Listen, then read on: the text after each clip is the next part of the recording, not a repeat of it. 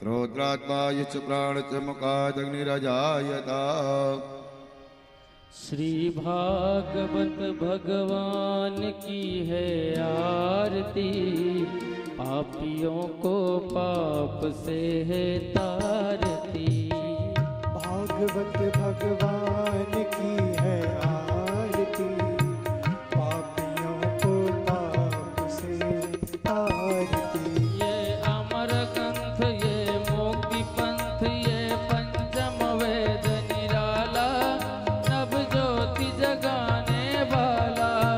ये अमर ग्रंथ, ये मोक्ष पंथ, ये पंचम वेद निराला, नव ज्योति जगाने वाला।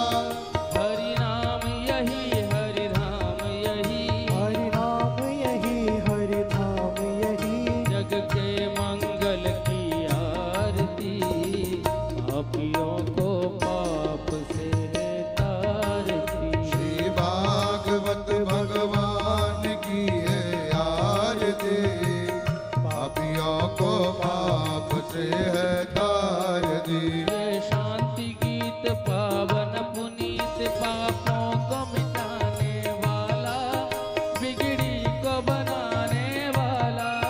वेदांत गीत पावन पुनीत, पापों को मिटाने वाला, बिगड़ी को बनाने वाला। यह शांति गीत पावन पुनीत, पापों को मिटाने वाला, बिगड़ी को बनाने वाला। वेदांत गीत पावन पुनीत, पापों को मिटाने वाला, बिगड़ी को बनाने वाला।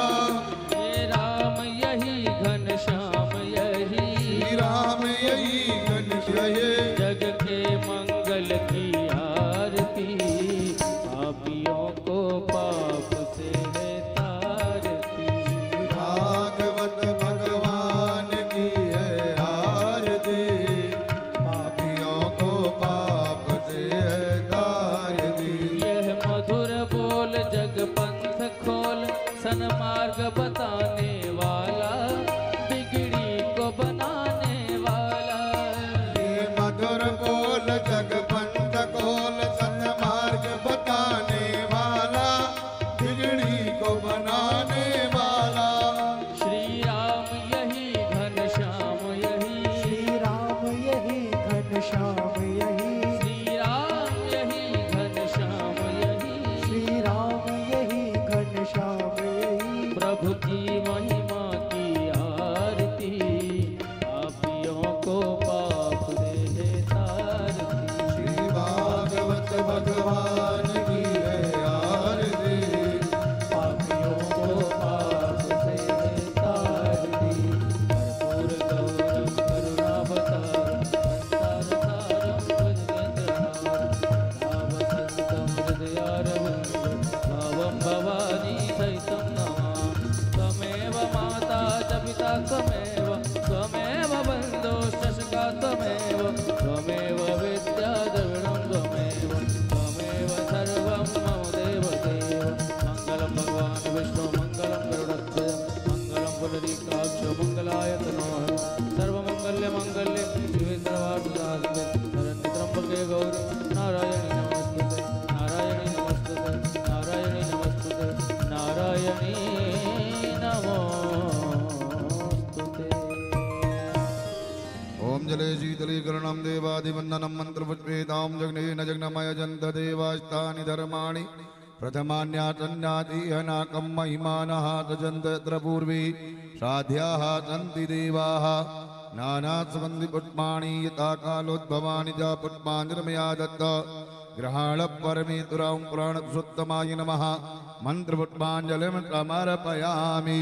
बोल भागवत भगवान की, बोल वृंदावन बिहारी लाल की, बोल व्यास जी महाराज की, बोल सुखदेव जी महाराज की, सत्य सनातन धर्म की जय जय श्री राधे, जय जय श्री राधे श्याम।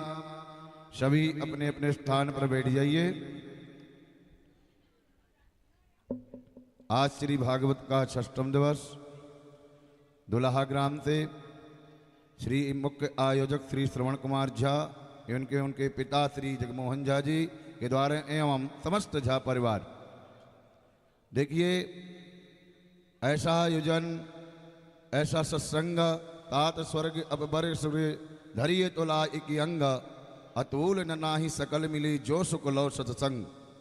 एक घड़ी का सत्संग भी उसकी बराबरी कोई नहीं कर सकता है। तो आपको आज सष्टम दिवस 7 दिन का सत्संग, अति दुर्लभ सत्संग मिला है। ये बड़े भाग्य से सदगुरुदेव भगवान के द्वारा उनकी वाणी से आपको यह सत्संग मिल रहा है। संत के द्वारा, विरक्त संत के द्वारा ये सत्संग मिले तो अति बड़ी भाग्यशाली व्यक्ति होता है। क्योंकि संत दरस जिम पातक हरही, मुद मंगलमय संत समाजो, जो जग जंगम तीरथ राजू। साक्षात ये दुल्हा ग्राम तीरथ ही है, क्योंकि जहाँ संत भगवंत के चरण पड़ जाते हैं वह स्थान ग्राम नहीं रहता, स्थान नहीं रहता, वो तीर्थ बन जाता है। संत भगवंत चलते फिरते तीर्थ हैं और यह तीर्थ है। और उन्हीं सदगुरुदेव भगवान के मुखार बिंद से आप कथामृत सुन रहे हैं, भागवत कथामृत सुन रहे हैं, तो आपसे बड़ा भाग्यशाली कौन होगा। और देखिए महाराज श्री के द्वारा श्री वृंदावन धाम में जो जाते हैं वो आपने देखा होगा, श्री मिथिला कुंज आश्रम में अनेकों प्रकल्प चल रहे हैं। जैसे अखंड युगल नाम संकीर्तन आज 32 वर्ष से चल रहा है, रात दिन चलता है। राधे कृष्णा कृष्णा कृष्णा राधे राधे, राधे श्याम श्याम श्याम राधे राधे। क्योंकि कल युग में नाम ही है।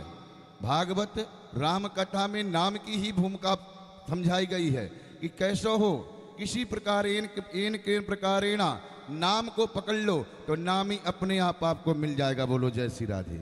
लेकिन एक बार नाम पकड़ लो, उठते बैठते सोते खाते पीते जागते किसी प्रकार राधे कृष्णा नाम लीजिए। और ये नाम देखिए आज 32 वर्ष से मिथिला कुंज आश्रम में चल रहा है। और देखिए जो भी इस नाम में सेवा देना चाहें, देखिए नाम आप अष्टायाम कराते हैं। मैं देखता हूँ बिहार में बड़ा अष्टायाम कीर्तन होता है, और अष्टायाम कीर्तन कराते हैं तो कितना खर्चा होता है कि नहीं होता।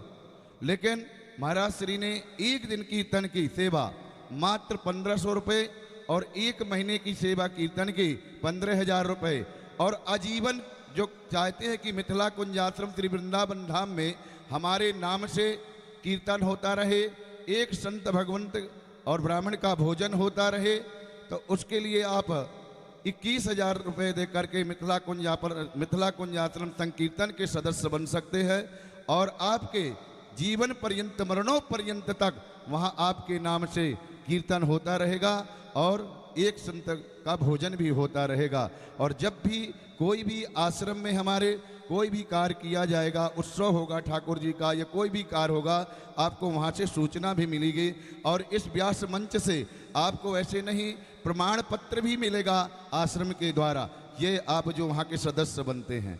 और एक भव्य देखिए भागवत मंदिर, आप इतने तीर्थों में गए, सभी जगह गए होंगे, अनेकों तीर्थ हैं, लेकिन अभी तक आपने अनेकों देवी देवताओं के मंदिरों के दर्शन किए होंगे, लेकिन भागवत भगवान के मंदिर का दर्शन आपको अभी कहीं नहीं मिला होगा। हैं कहीं दर्शन भागवत भगवान के एक साथ 18,000 श्लोकों के आप दर्शन करेंगे, वो भी कहाँ, वृंदावन धाम मिथिला कुंज आश्रम से महाराज जी के द्वारा भागवत मंदिर का निर्माण चल रहा है।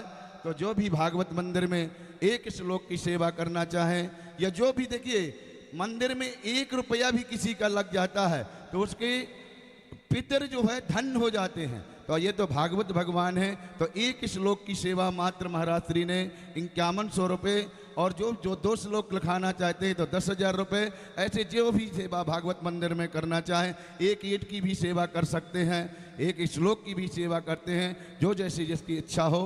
तो भागवत मंदिर में भी आप कि जो भागवत मंदिर में जो 1 रुपये भी लग जाएगा तो समझ लीजिए आपके पितृ पत्र आदि धन्य धन्य हो जाते हैं। और जब तक वो मंदिर रहता है तो कहा भी गया है स्कंद पुराण में कि 1 रुपया अगर उस भागवत मंदिर में लग गया, किसी भी मंदिर में लग गया और भागवत मंदिर में लग जाता है तो समझ लिए उनके पितर, जब तक वो मंदिर रहेगा तब तक भगवान राधा कृष्ण के पास उनके पितर वास करते हैं, ऐसा ये स्कंद पुराण में लिखा है। तो आइए अब ज्यादा कुछ नहीं कहेंगे, अब व्यास मंच की ओर चलेंगे।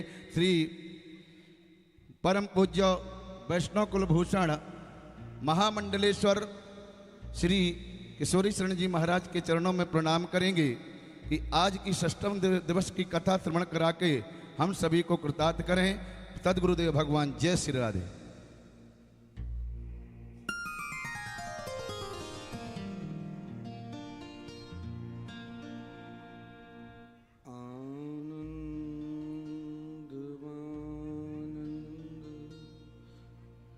करं प्रसन्नं ज्ञानस्वरूपं निजभावयुक्तं योगीन्द्रमीड्यं भवरोगवैद्यं श्रीमद्गुरुं नित्यमहं स्मरामि। श्रीहंस भगवान् समारम्भां श्रीनिम्बार्क भगवान् मध्यमा अस्मदाचार्य पर्यन्तं वन्दे गुरुं परम्पराम्। राधां कृष्ण स्वरूपां कृष्णं राधा स्वरूपिणं कलात्मानं निकुञ्जस्थं गुरुरूपं सदा भजे।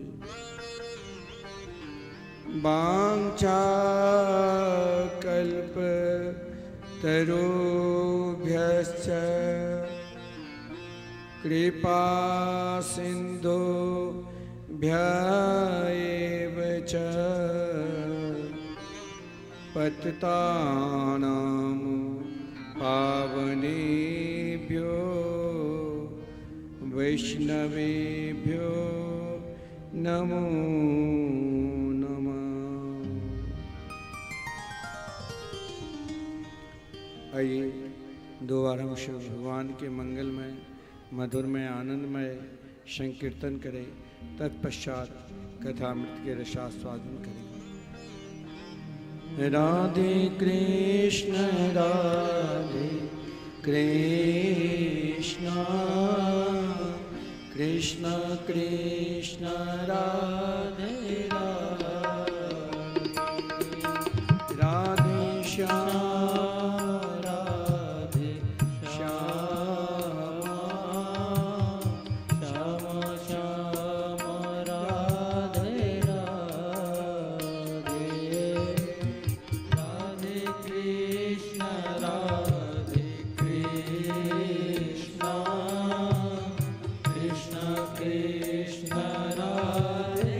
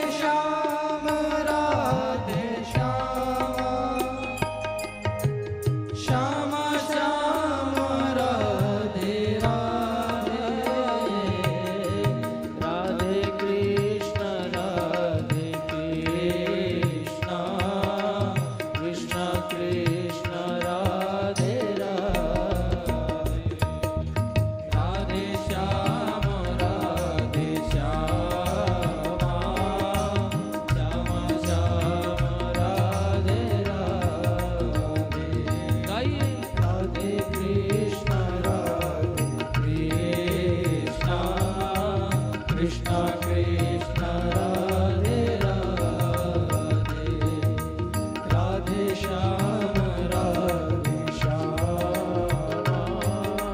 श्यामा श्याम राधे राधे, राधे कृष्ण कृष्ण कृष्ण राधे राधे, राधे श्याम श्यामा,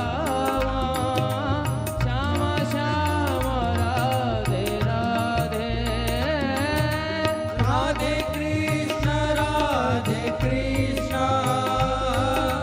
कृष्ण कृष्ण राधे राधे, राधे श्याम श्यामा, श्यामा श्याम राधे राधे, राधे कृष्ण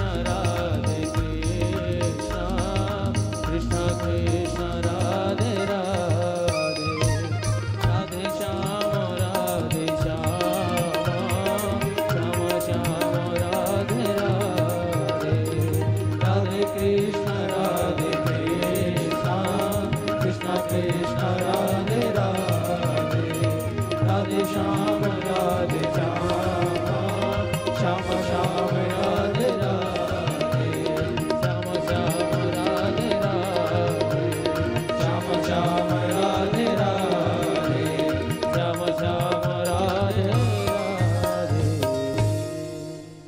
श्री राधा सर्वेश्वर भगवान की जय, श्री सद्गुरुदेव भगवान की जय, श्रीमद्भागवत महापुराण की जय, श्री सुखदेव जी महाराज की जय, श्री परीक्षित जी महाराज की जय, श्री शंकर भगवान की जय, श्री हनुमान जी महाराज की जय, समस्त ग्राम बस्ती की जय, जय जय श्री राधे, जय जय श्री राधे। आनंद कंद स्वरूप ब्रज पुरंदर नंदन वैदिक प्रतिपाद्य श्री यशोदा के लाडले लाल श्री नंद नंदन श्री श्याम सुंदर के बांगमयी प्रतिमूर्ति श्रीमद्भागवत सप्ताह कथा ज्ञान यज्ञ के आज हम सब छठे सत्र में प्रवेश करने जा रहे हैं। भागवत प्रेमी, भागवत की श्रोता समाज जो भागवत पंडाल में उपस्थित है या ध्वनि यंत्र के माध्यम से घर बैठे ही कथामृत के रसास्वादन कर रहे हैं या मिथिला कुंज यूट्यूब चैनल के माध्यम से इस कथामृत के रसास्वादन कर रहे हैं, तो आइए हम सब कुछ क्षण के लिए, कुछ समय के लिए अपने मन को भगवान के चरणार बिंद में लगाते हुए कथामृत के रसास्वादन करें। इस कथा के मुख्य आयोजक जिनकी स्मृति में उनके पुत्र श्री सरवन झा जी अपनी माता के स्मृति में स्वर्गीय कामनी झा जी और पिता जो वर्तमान समय में हैं श्री जगमोहन झा जी इस कथा के मुख्य आयोजक श्री सरवन झा जी, उनकी धर्मपत्नी श्रीमती चांदनी झा जी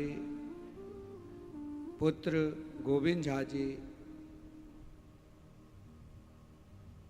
तथा समस्त परिवार ग्राम दुल्हावासी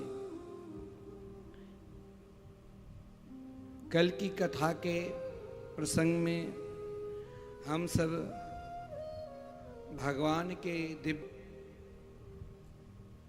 बाल लीला, माखन चोरी लीला और गिरिराज पूजन की कथामृत के रसास्वादन किए।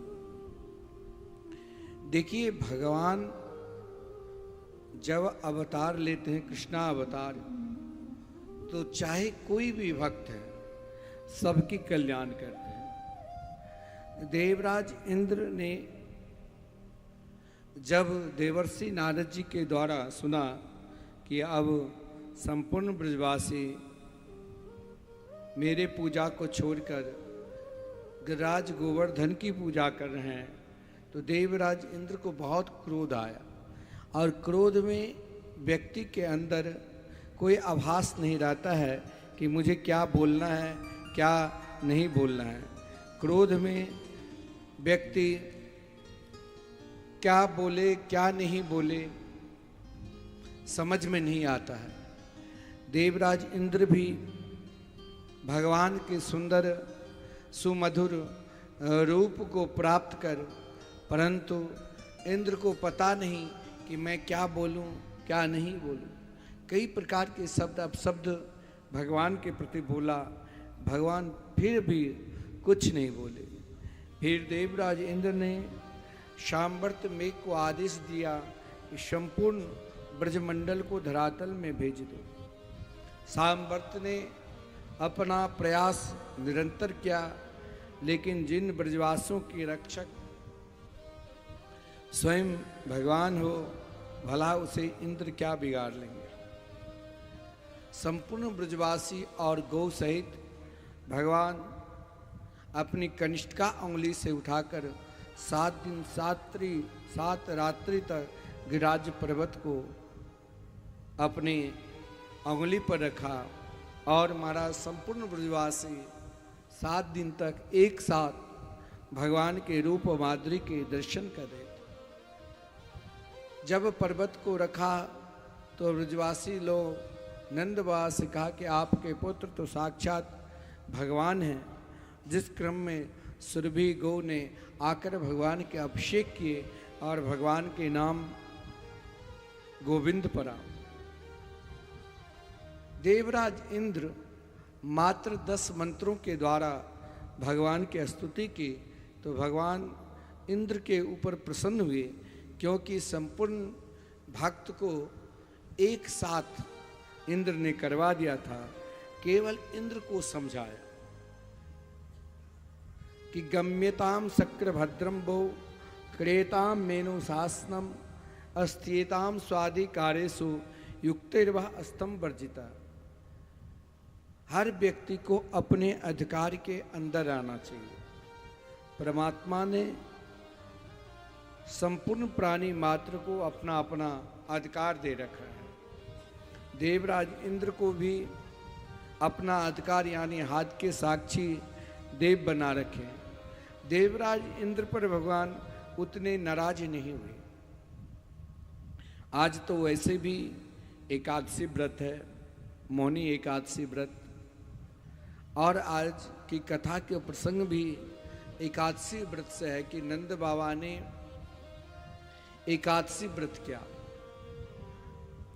एकादशी व्रत देखिए, यहाँ की बहुत लोग एकादशी तो करते हैं, लेकिन वो कहते हैं कि मैं आज चावल नहीं खाता हूँ, रोटियाँ एकादशी करता हूँ। रोटियाँ एकादशी मैंने यही सुना, यानी रोटी खाता हूँ इसलिए रोटियाँ एकादशी। परंतु वाकई में एकादशी शारीरिक दृष्टि से भी मानसिक दृष्टि से भी हर व्यक्ति को 15 दिन में एक दिन उपवास जरूर करना चाहिए। इससे शरीर भी स्वस्थ रहता है। आप कहोगे कैसे? तो भाई जैसे आपके पास मशीन है तो बीच बीच में किसी मैकेनिक को बुलाकर उनके जो मशीन का साफ कराते हो ना, उसी प्रकार एक दिन व्रत करने से शरीर स्वस्थ रहता है। एकादशी कैसे करना चाहिए? तो हो सके तो निर्जला होकर, और महाराज ना हो सके तो फलाहार होकर। लेकिन ऐसा फलाहार नहीं जो हमारे आश्रम के यहीं पर मिथिला में एक आश्रम है, वहाँ वो पुजारी जी नहीं रहे, यहाँ तो कई आश्रम है अपना, तो वहाँ के पुजारी कहते थे कि ऐसा एकादशी मिले तो रोज करो। बहुत लोग तो 11 बजे 11 बार फलाहार करते हैं, और 3 दिन 4 दिन पहले ही भाई मखान के खीर बनाना है, इतने बजे आम भी अब मिलने लगे, आम मंगा लूँगा, दिन भर वही सोचते रहते हैं। ऐसे एकादशी नहीं करना चाहिए। एकादशी यानी एकमात्र जो आप रोज भगवान के जितना चिंतन करते हैं उससे अधिक चिंतन करना चाहिए। हो सके दिन में समय नहीं मिले तो रात्रि में जागरण करना चाहिए। नंद बाबा एकादशी व्रत की, जैसे आज मोहिनी एकादशी है, आज की एकादशी के बहुत महत्व है। कई लोग एकादशी जाग भी करते हैं। आज की एकादशी करने से सहस्र 1000 गौ के दान करने का फल मिलता है, एकादशी महात्म्य में लिखा है। नंद बाबा ने एकादशी व्रत की, शास्त्र में कहा गया है गंगा नदी को छोड़कर अन्य जितने भी नदियां हैं इसमें रात्रि को 10 बजे से लेकर और 3 बजे तक, 3:30 बजे तक स्नान नहीं करना चाहिए। आज नंद बाबा एकादशी जागरण के और यमुना जी में रात्रि के समय ही स्नान करने के लिए चले गए। समय का ध्यान नहीं रहा, जिस क्रम में वरुण देव के यक्षिणी नंद बाबा को पकड़कर सीधे वरुण लोक लेकर चले। जो ही वरुण लोक ले गए, वहाँ पर महाराज श्री कृष्ण के पिता को देखकर सब स्तुति की, पूजा की। इधर प्रातः काल हुआ, संपूर्ण ब्रजवासी ने श्री कृष्ण से प्रार्थना की। श्री कृष्ण वरुण लोक जाकर अपने पिता को लाए। नंद बाबा ने अपने लाला की महिमा संपूर्ण ब्रजवासी को श्रवण कराए, जिस कारण सब एक साथ कहा, अरे कन्हैया तुम तो साक्षात नारायण हो, एक बार वैकुंठ लोक हमें दर्शन करा दो। हमारे पूज्य गुरुदेव कहा करते, देखो सब जगह घूम लो, जितने भी 4 धाम कर लो, जितने भी तीर्थ जाने की शरीर में शक्ति है घूमाओ, लेकिन वृंदावन जब आ जाओगे ना तो फिर कहीं जाने का मन ही नहीं करेगा। इसलिए वृंदावन अंतिम में आओ, क्योंकि वृंदावन में आ जाओगे तो फिर कहीं जाने का मन नहीं करेगा। भगवान अपने परम प्रिय ब्रजवासी को सभी को कहा यमुना जी में डुबकी लगाओ, यमुना जी में डुबकी लगाएं, और सब वैकुंठ लोक पहुंच गए। जहाँ यहाँ पर श्री कृष्ण को कोई चाहे तो उंगली पकड़, कान पकड़ ले, कोई चाहे तो उनके पीठ पर बैठ जाए, लेकिन वहाँ वैकुंठ नाथ के संपूर्ण पार्षद स्तुति कर रहे थे। भगवान के सखा ने यही कहा, कन्हैया जहाँ वृंदावन धाम नहीं, जहाँ यमुना जी की धारा नहीं है और जहाँ गिरिराज पर्वत नहीं, वहाँ हम सभी ब्रजवासी को मन नहीं लगता। देखिए भागवत में विलक्षण चरित्र है श्री रास लीला की चरित्र, रास पंचाध्याय। महात्मा लोग कहते हैं ये भागवत के प्राण है, 5 अध्याय तक है। आप सोचोगे कि हम भगवान की कथा सुनने के लिए आते हैं, क्या कभी हमें भगवान दर्शन देंगे? आप सोचोगे कि हम भगवान के भजन करते हैं, कीर्तन गाते हैं, तो कीर्तन केवल गाते ही रहेंगे, कभी हमें भगवान दर्शन नहीं देंगे। हम चाहते हैं कि हम उनके स्मरण करते हैं, क्या हमें ही सदा स्मरण करना पड़ेगा? कभी वो हमें दर्शन नहीं देंगे। देखिए भगवान अपनी सभी परम प्रिय भक्त को दर्शन देते हैं। आज आदरणीय श्रीमान सुखदेव जी वर्णन करते हैं, भगवानपि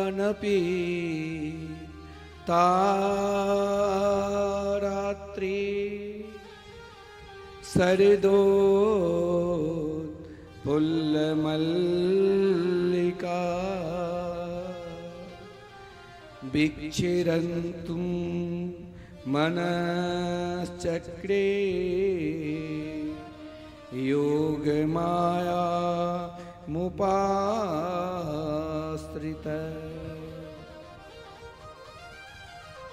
आज भगवान देखिए एक काम मन में करता है कि ये काम कर लूं कि ना करूं, और एक काम ऐसा मन करता है कि आज कुछ हो जाए, आज करना भी है, चाहे जो हो जाए।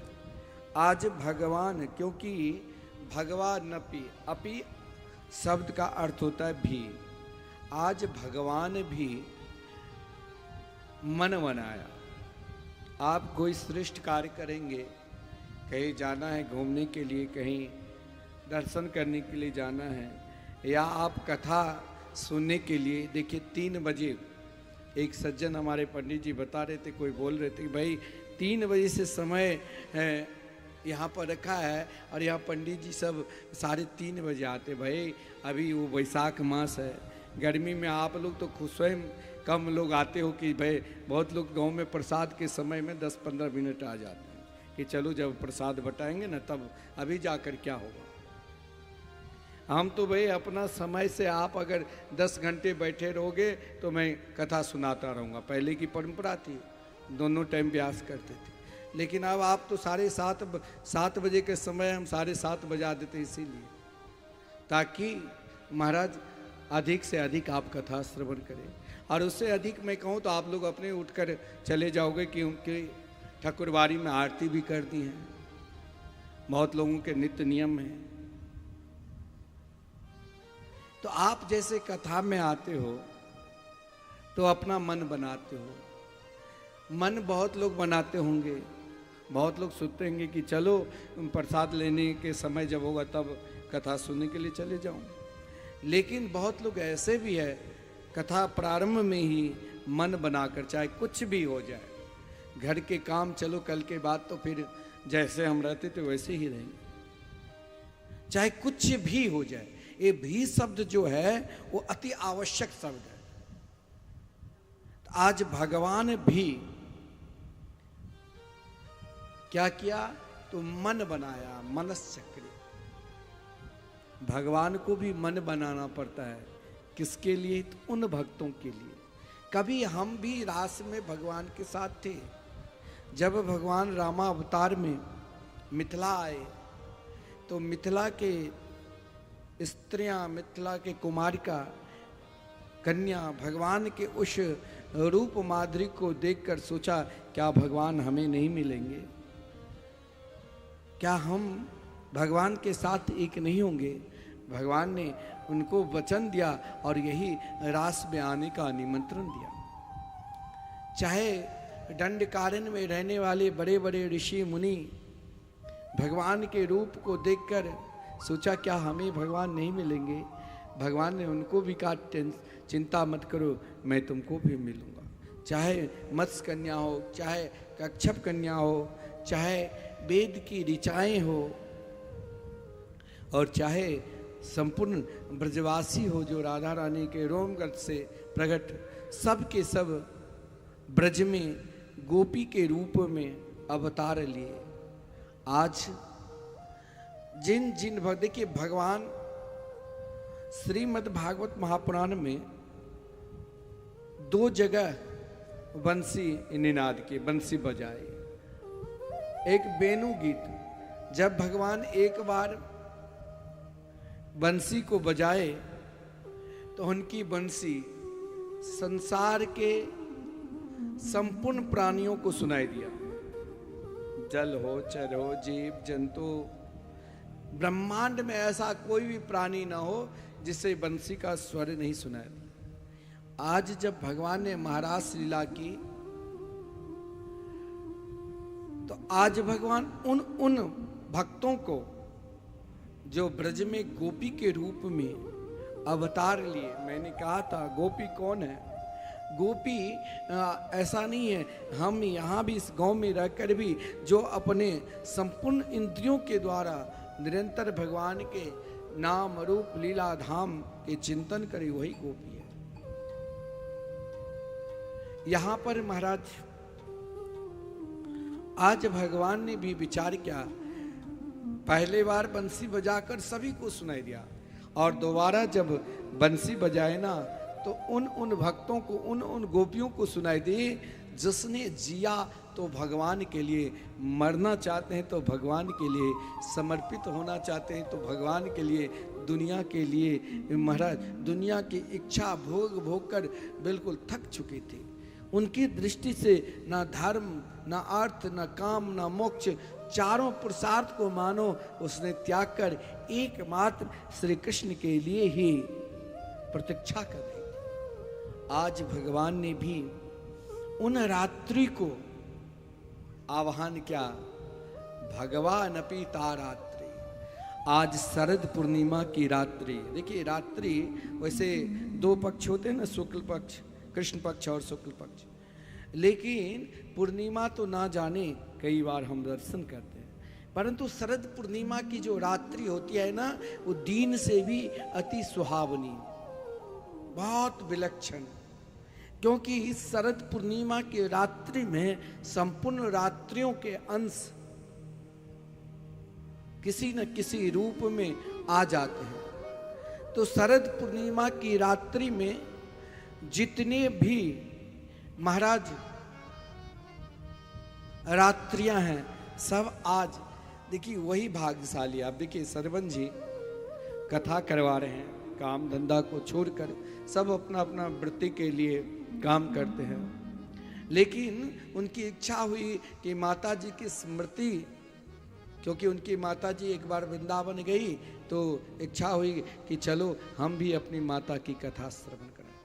लेकिन और इच्छा जो संपूर्ण गांव के लोग, दुल्हा गांव के आसपास के जो लोग हैं सब जुड़े।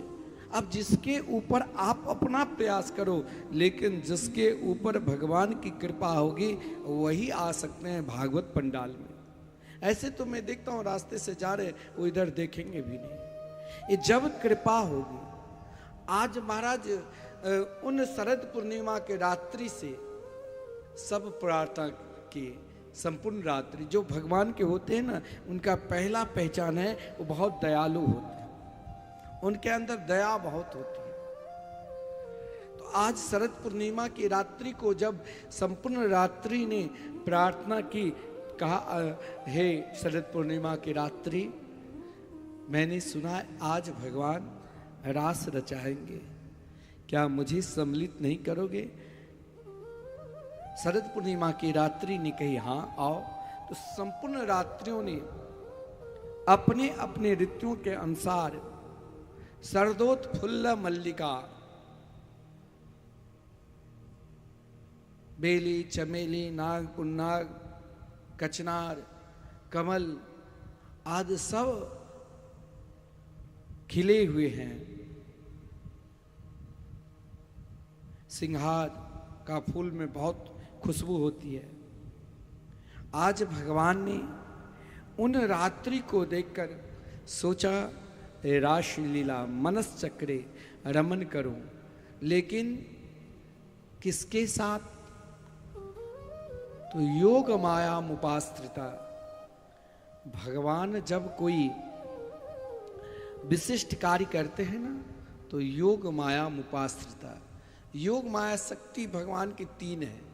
पहला तो स्वयं भगवान श्री कृष्ण कर्तुम अकर्तुम अन्यथा कर्तुम में सर्व समर्थ है। दूसरा है योग माया शक्ति। योग माया शक्ति कौन है? तो भगवान के बंसी। आज भगवान जब यमुना के किनारे कदम खंडी के सहारे, बंसी बट के सहारे, उन सुंदर वन में अनेकों फूल खिले हुए हैं और भगवान आज बंसी बजाने की इच्छा प्रकट की। योग माया मुपाश्रिता।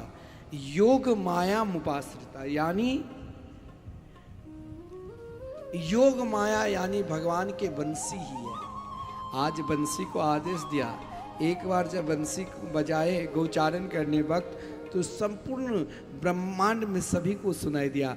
आज भगवान ने कहा, मैंने जिन जिन भक्तों को जिन अवतारों में वचन दिया वो भक्त ही मेरे पास आवे, जो ब्रज में गोपी के रूप में अवतार लिए हैं। योग माया मुपाश्रिता, योग माया शक्ति यानी रास रासेश्वरी श्री राधा रानी है, क्योंकि बिना राधा रानी की कृपा से श्री कृष्ण कृपा होना नितांत संभव है। इसलिए भगवान ने कहा, क्योंकि एक बार कामदेव के मन में अभिमान हो गया था कि मैंने तो सभी को हरा दिया, ब्रह्मा को हरा दिया, शंकर जी को, शंकर जी चलो मुझे जलाकर राख कर दिए, मैंने देवर्षि नारद जी को हरा दिया, लेकिन फिर भी मुझे भगवान नहीं मानते हैं। एक बार वही कामदेव पुनः देवर्षि नारद जी के पास गए, कहा या तो मुझसे युद्ध करो या कोई श्रेष्ठ योद्धा को पता बता दो। देवर्षि नारद जी ने कहा, जो यमुना किनारे गोचारण कर रहे हैं वो अगर तुम्हें भगवान मान लिया तो सब अपने आप मानने लग जाएंगे। कामदेव ने कहा मुझसे युद्ध करो। भगवान ने कहा युद्ध दो प्रकार के होते हैं, एक मैदानी युद्ध, एक किला युद्ध। तुम किस प्रकार के युद्ध करोगे? कामदेव की समझ में नहीं आया।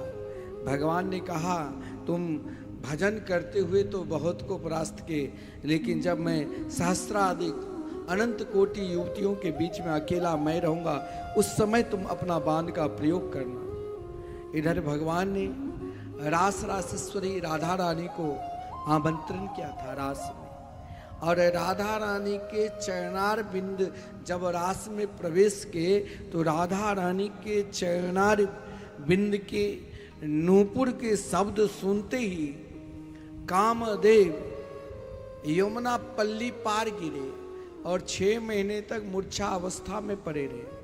उनकी पत्नी रति आई, फिर ले गए उठाकर, क्योंकि रास में देखिए रास क्या है, कोई स्त्री पुरुष का डांस नहीं है, नाच गान नहीं, रास रसो वैसा। यहाँ जीवात्मा और परमात्मा का मिलन ही रास है। आज भक्त और भगवान का मिलन ही रास है। भगवान ने अपनी बंसी से स्वर दिया और उन गोपियों को बुला रहे हैं जिन गोपियों को किसी भी प्रकार की कोई अब आसक्ति नहीं, एकमात्र श्री कृष्ण के चरणार बिंद की आसक्ति। भगवान ने बंसी से कहा कि आज वही स्वर दो जो स्वर उन गोपियों को सुनाई दी।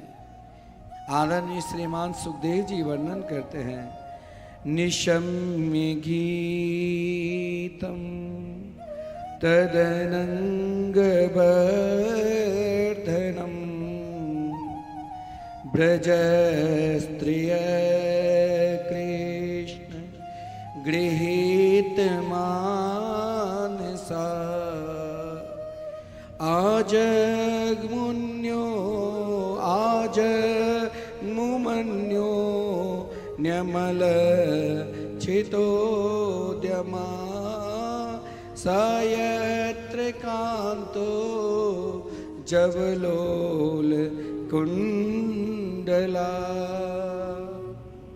आज भगवान ने अपनी बंसी पर जो स्वर दिया, आज जब बंसी बजाए कहाँ, तो जहाँ यमुना की सुंदर धारा बह रही है, चंद्रमा की सुंदर दिव्याति दिव्य, आज उस धारा के किनारे जो बालिका है, मानो उन बालों के चमक समुद्र स्वयं आकर मोतियों को बिछाकर चले गए।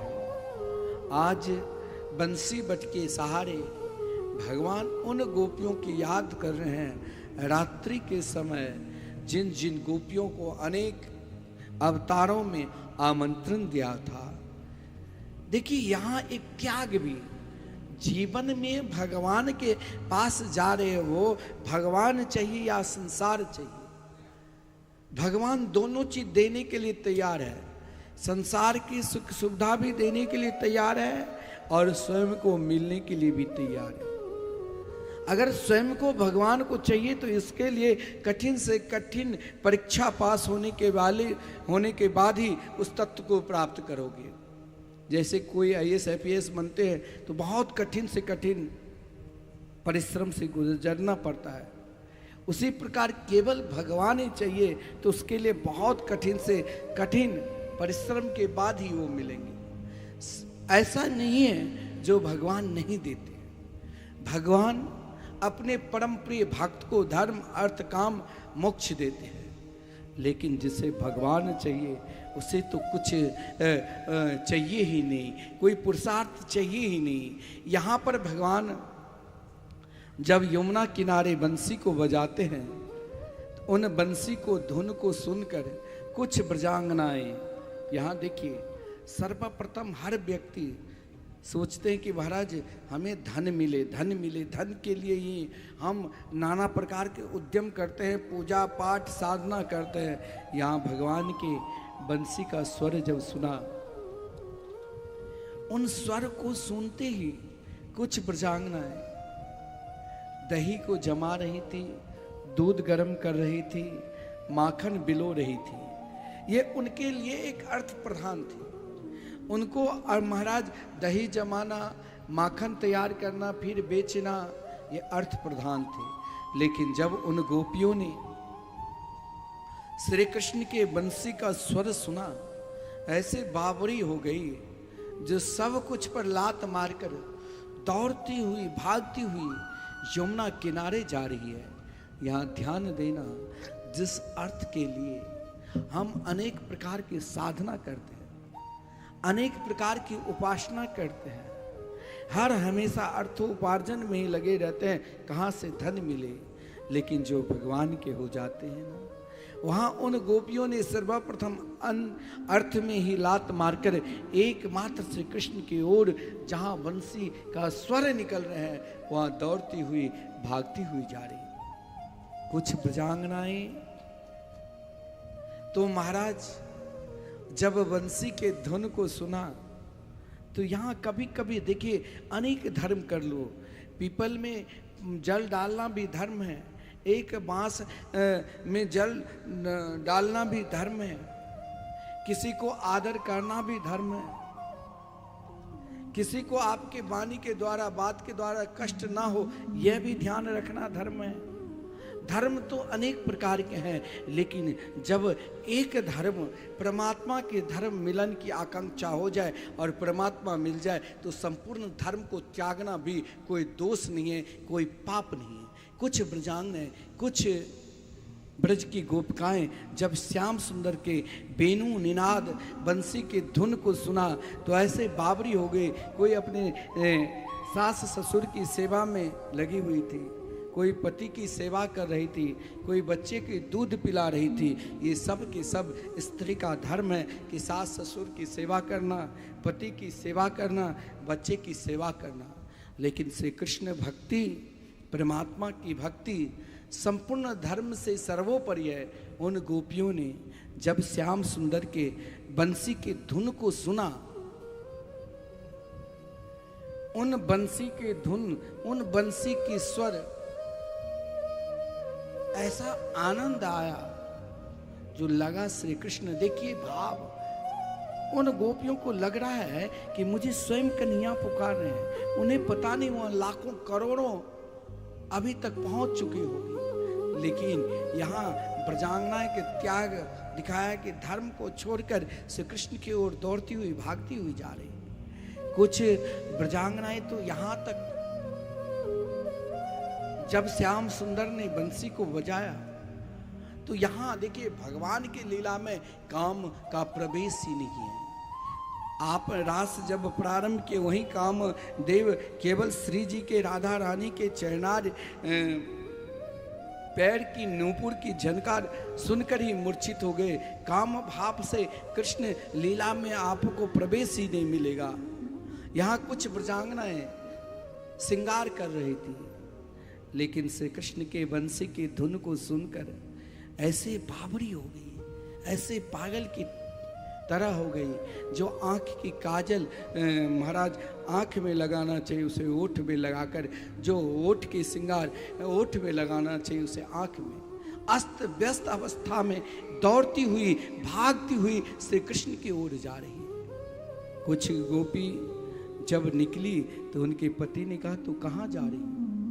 जो बड़े बड़े साधन स्वरूपा ऋषि, बड़े बड़े अनेक जन्म जन्मांतर ऋषि मुनि जो भजन साधना किए हैं, उन भजन और साधना के फलस्वरूप कुछ गोपी तो महाराज जो ही निकलने की प्रयास किया, उनके पति ने दरवाज़ा बंद कर दिया, चिटकीनी लगा दिया और द्वार पर खड़े हो गए। तो कहाँ जा रही हो?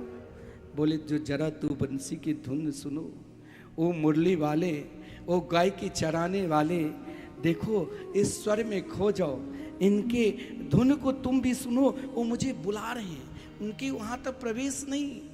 महाराज पति ने घर में बंद कर दिया। बोले शरीर पर तेरा पूर्ण रूप से अधिकार है, लेकिन इस मन पर अधिकार नहीं है। जरा तुम भी उस मुरली वाले को, उस गौ चराने वाले को, तुम भी उनके स्वर जरा सुनो। मुरली बजाने वाले गौए चराने वाले,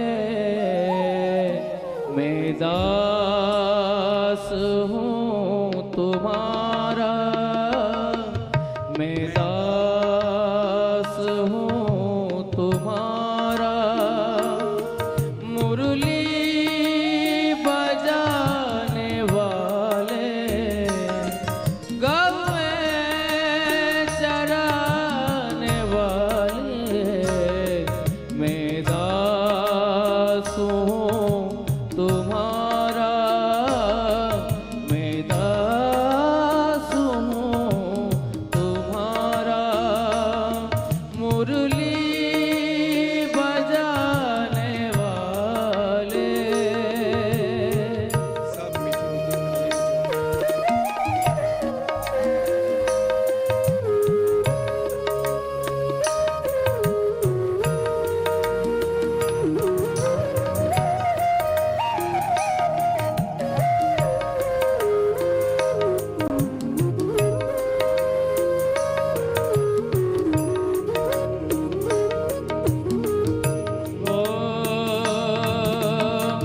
ढूंढ लिया जग सारा मैंने, तेरा दर्श न पाया।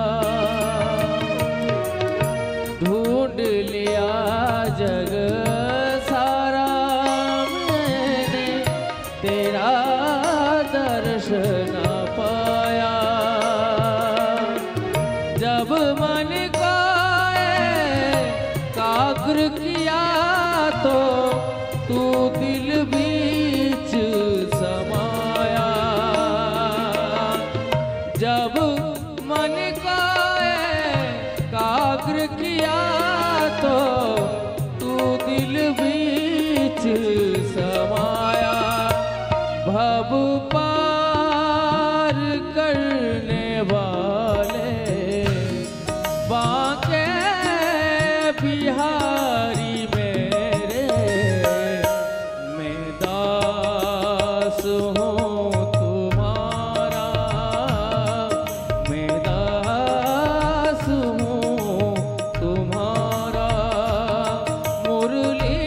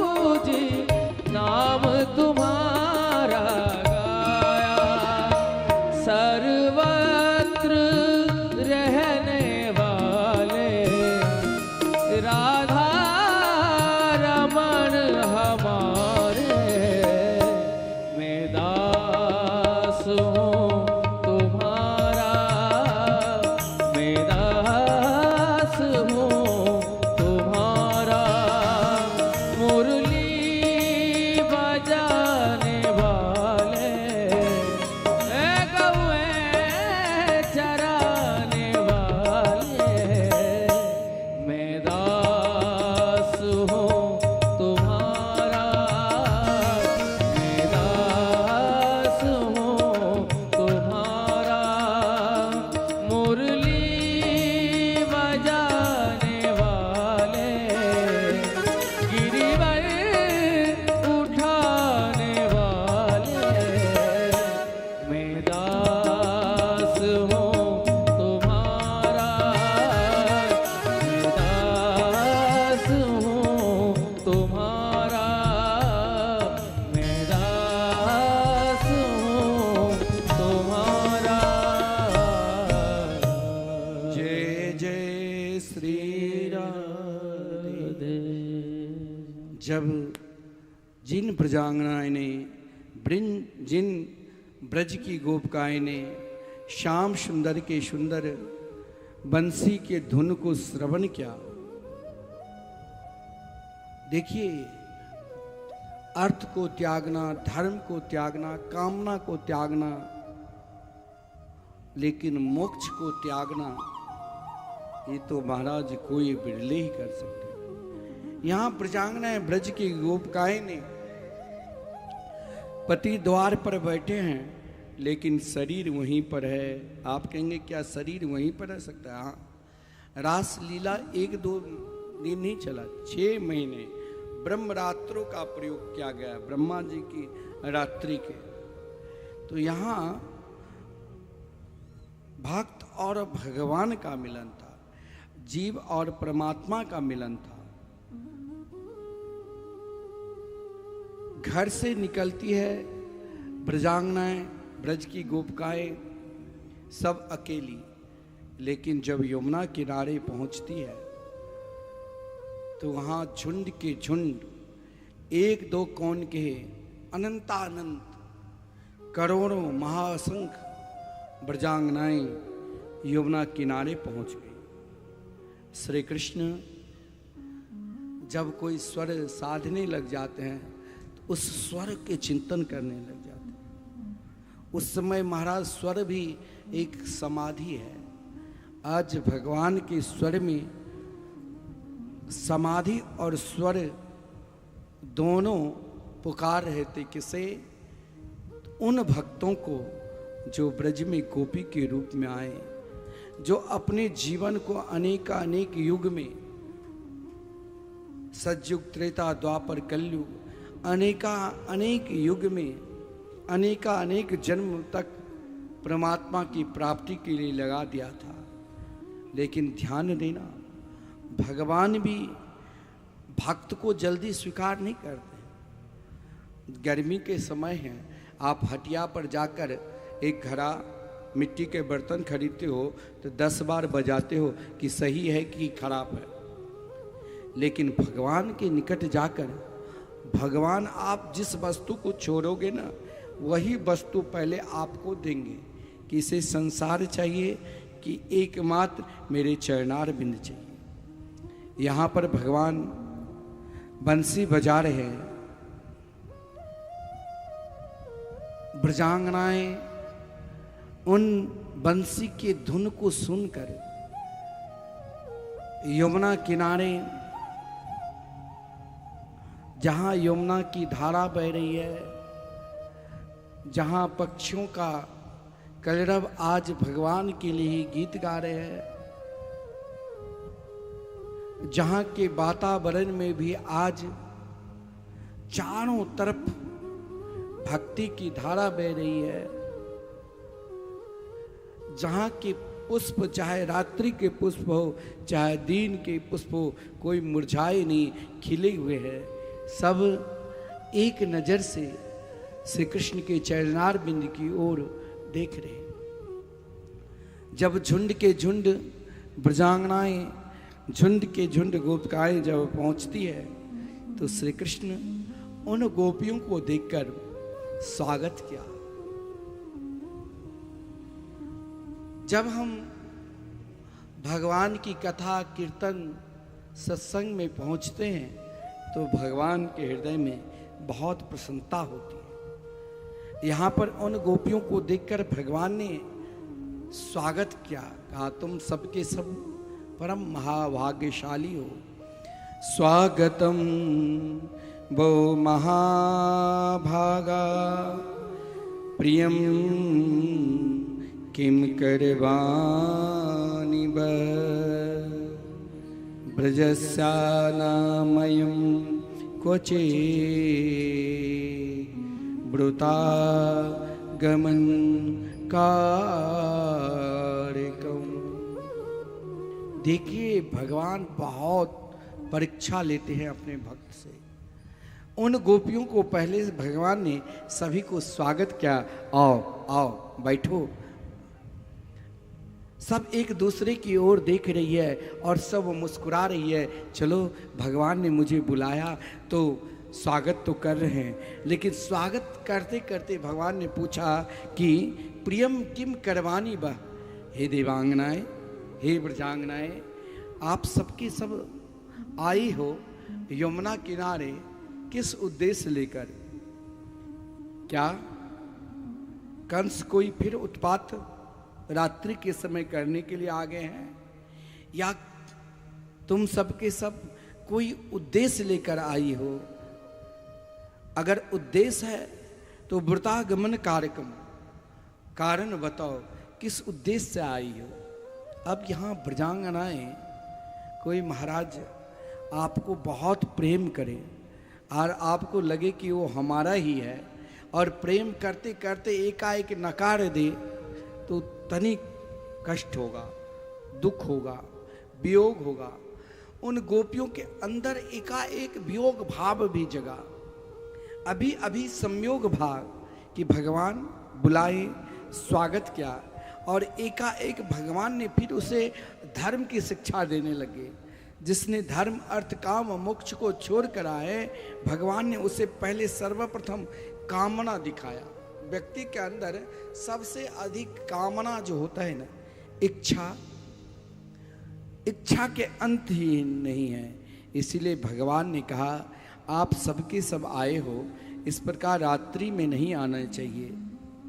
रजन्येषा घोर रूपा घोर सत्व निसेविता।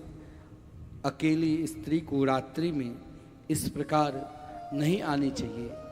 हे देवी, आई हो तो कोई बात नहीं, कुछ चाहिए जो चाहिए तो देखो। ये भगवान यहाँ आकांक्षा दिखा रहे हैं, इच्छा दिखा रहे हैं। हम भगवान के पास जाते हैं ना तो भगवान क्या, जैसे कोई कुत्ता पाल रखे हैं ना तो बहुत भूखने लग जाता है तो उसे रोटी दे देते हैं कि भाई अब तो रो, शांत हो जाता है। भगवान भी देखते हैं इसको कुछ चाहिए तो कुछ दे कर कहते तुम लौट जाओ, क्योंकि तुम भक्त बन जाओगे तो मुझे तेरे पीछे पीछे चलना पड़ेगा। यहाँ भगवान ने उन गोपियों को समझाया कि दृष्टम वनम कुस्मितम राकेश कर रंजितम। ये रात्रि बहुत सुंदर है, शरद पूर्णिमा की रात्रि है। यमुना की धारा जो बह रही थी अपने आप में दिव्याति दिव्य झरना की तरह बह रही है। इतना ही नहीं, वहाँ पुष्प जो खिले हुए हैं वो पुष्प भी मानो सबके सब हवा, मंद मंद हवा बह रही है जो श्री कृष्ण की ओर वो पुष्प आ रहे हैं। भगवान ने कहा उन गोपियों की जरा इन पुष्पों के इन सुंदर वन को देखकर अब तुम सबके सब लौट जाओ। शोभा को देख लिया, फिर भी भगवान अब धर्म की ओर ले जाने लगे। तुम सब रात्रि में आई हो, तुम सबके माता पिता पुत्र पति सगे संबंधी सबके सब ढूंढते होंगे और भी कठोर धर्म की ओर ले जाने लगे कि स्त्री का एक कर्तव्य है, पति कैसे क्यों ना हो फिर भी उन्हें आदर करो, सेवा करो, उसे कभी नकारो नहीं, चाहे वो कैसे भी हो। भगवान यहाँ तक कहा, 4 प्रकार के बताए, दुशीलो दुर्भगो वृद्धो जडो रोग्यो धनो पीवा। चाहे वो महाराज स्वभाव से दुशील हो, चरित्रहीन दुशील, भाग्यहीन हो, जड़वत हो, काम बिल्कुल ना करे, निठल्ला की तरह वृद्ध रूप को प्राप्त कर चुके हो, नाना प्रकार के रोग से ग्रस्त हो, फिर भी स्त्री का कर्तव्य है जो अपने पति की सेवा करे, आदर करे, यही उनका धर्म है। भगवान ने जो ही यह बात कही, उन गोपियों ने सोचा कि पहले तो बुला लिए, अब मुझे धर्म की शिक्षा दे रहे, मैंने सब कुछ छोड़कर केवल इनके चरणार बिंद के प्राप्त करने के लिए ही आई हूं। ब्रजांगनाएं, जब कन्हैया ने कहा लौट जाओ लौट जाओ, तो आंख में जो काजल लगाकर आई थी,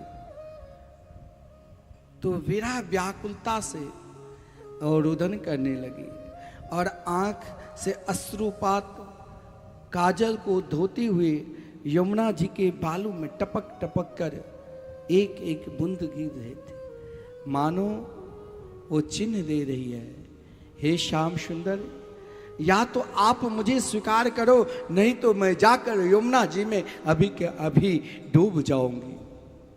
फिर भी कहा, श्याम सुंदर आप तो बहुत दयालु है, मैं तो सुना आपने जो विषधैनी पूतना को सदगति दी, मातृ स्थान प्रदान किया।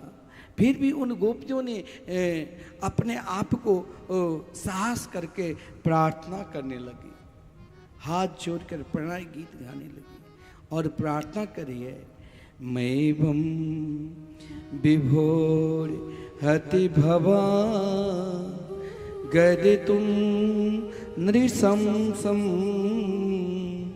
संत्यज्य विषयां तव पाद मूलम भक्ता भजस्य दुर्वग्रह मां त्यजस्मा देवो यथा दिपुरुषो भजते मुमुक्षु। यहाँ प्रार्थना में देखो, विनय में, प्रार्थना में बहुत शक्ति होती है।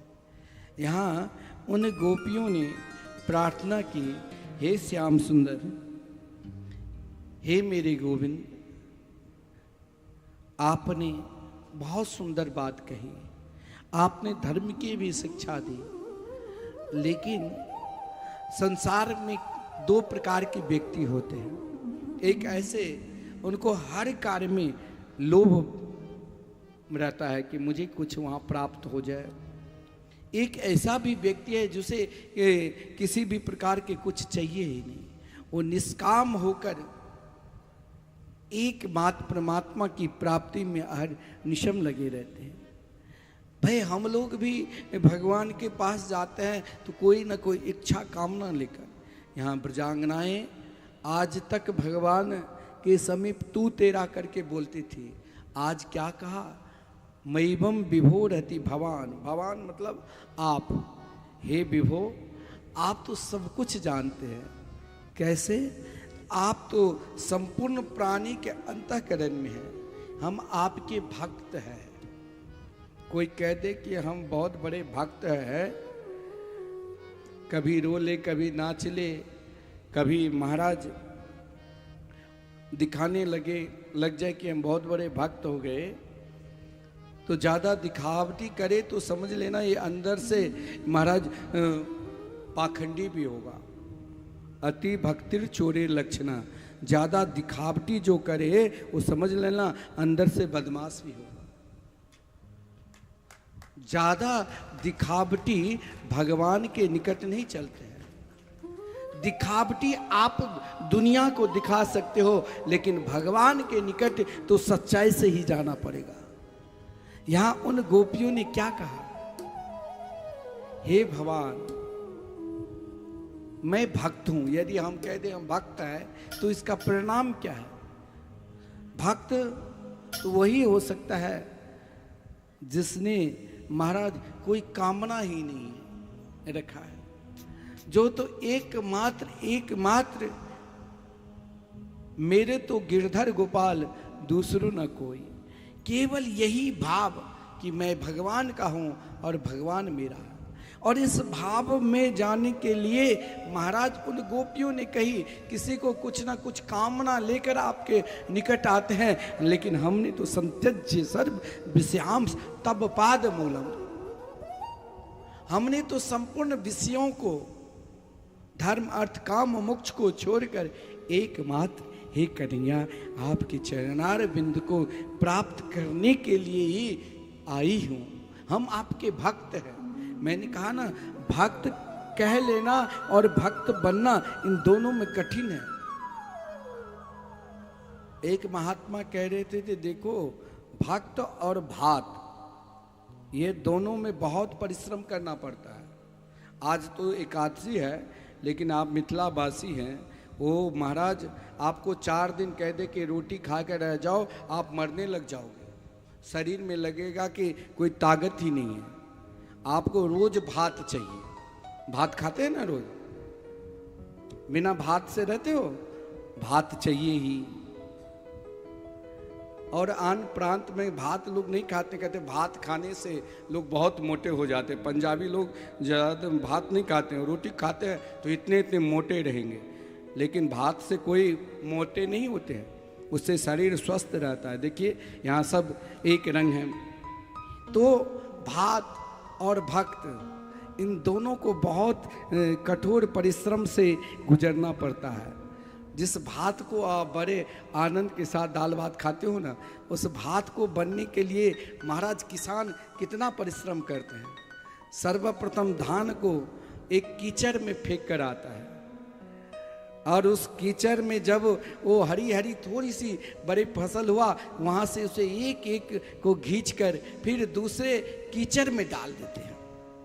फिर भी उसे स्वीकार नहीं करते हैं। फिर वो बारिश ठंड के मार खाते रहते हैं, फिर भी उसे नहीं लाते हैं। जब वो धान के रूप में खिलता है तब भी उसे स्वीकार नहीं करते हैं। जब उसे काट कर किसान लाते हैं तो बैल से उसको रौंद देते हैं, फिर भी उसे स्वीकार नहीं करते हैं। मैं बता रहा हूँ, भात और भक्त, फिर बैल से रोंदने के बाद फिर धान निकलता है। फिर महाराज वो नहीं बोलते हैं अरबा उसना चावल, बहुत लोग अरबा चावल नहीं खाते कि पेट अपच हो जाए। उसना चावल, तो उसना चावल के लिए धान को फिर गर्म पानी में डालकर उबालते हैं, फिर भी उस धान को स्वीकार नहीं करते हैं। उस धान को फिर धूप में तपाते हैं, फिर भी उसे बेचारा को बहुत परिश्रम करना पड़ता है, फिर भी उसे स्वीकार नहीं करते। फिर उसे लोहे की कील से एक एक जगह छिलका निकालते हैं और फिर भी स्वीकार नहीं करते। फिर उसे गर्म पानी में जब वो चावल बनता है तो उसे उबालता रहता है। बहुत लोग उसमें से जो कम रसोई जानते हैं तो एक चावल निकालकर बाहर 2-4 चावल निकालकर देख लेंगे कहीं इसमें कठोरता तो नहीं है। अगर कहीं कठोर रह गया तो शरीर में अपच करेगा। जब वो चावल पूर्ण रूप से भात बन जाते हैं, खिल जाते हैं, तब हम बड़े आनंद के साथ खाते हैं, कहीं उसमें कठोरता ना हो। वैसे भक्त, भात और भक्त, इन दोनों को बहुत परिश्रम से गुजरने के बाद ही भगवान स्वीकार करते हैं। भक्त को भी जब महाराज संपूर्ण इच्छा छोड़कर एकमात्र भगवान के चरणार बिंद में रहकर जिस स्थिति में हैं, जिस परिस्थिति में हैं, केवल उनको ही पुकारते रहते हैं। चाहे जिस स्थिति में हैं, वो सब स्थिति में मुस्कुराते रहते हैं, तब भगवान स्वीकार करते हैं। ऐसे ही ब्रजांगना ने कही, हम तो आपके भक्त हैं। भक्त कभी वो विचलित नहीं होते हैं, वो तो हर स्थिति में राधा रमन के मंगल में नाम लेते रहते हैं। नहीं गाते हैं? कैसे? आप लोग भी गाते होंगे। जिस देश में जिस भेष में परिवेश में रहो, राधा रमण राधा रमण राधा रमण कहो। जिस देश में जिस भेष में परिवेश में रहो, सब ताली सेवा करते हैं। राधा रमण राधा रमण राधा रमण कहो। राधा रमण राधा रमण राधा रमण कहो।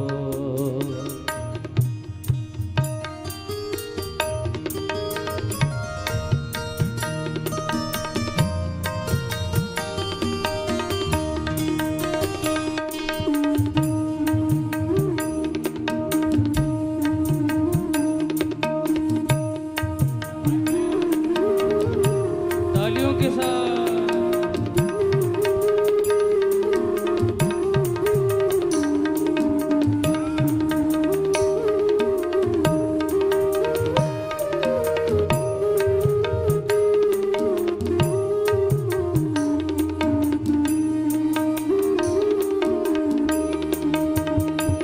जिस धाम में जिस काम में जिस नाम में रहो, जिस धाम में जिस काम में जिस नाम में रहो, राधा रमण राधा रमण राधा रमण कहो। राधा रमण राधा रमण राधा रमण कहो। जिस देश में परिवेश में रहो, राधा रमण राधा रमण राधा रमण कहो। राधा रमण राधा रमण राधा रमण कहो।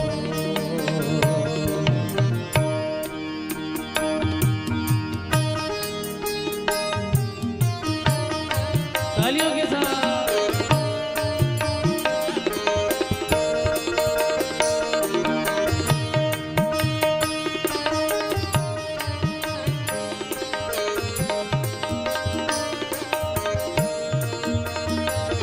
जिस रंग में जिस संग में जिस ढंग में रहो, जिस रंग में जिस संग में जिस ढंग में रहो, राधा रमण राधा रमण राधा रमण कहो। राधा रमण राधा रमण राधा रमण कहो।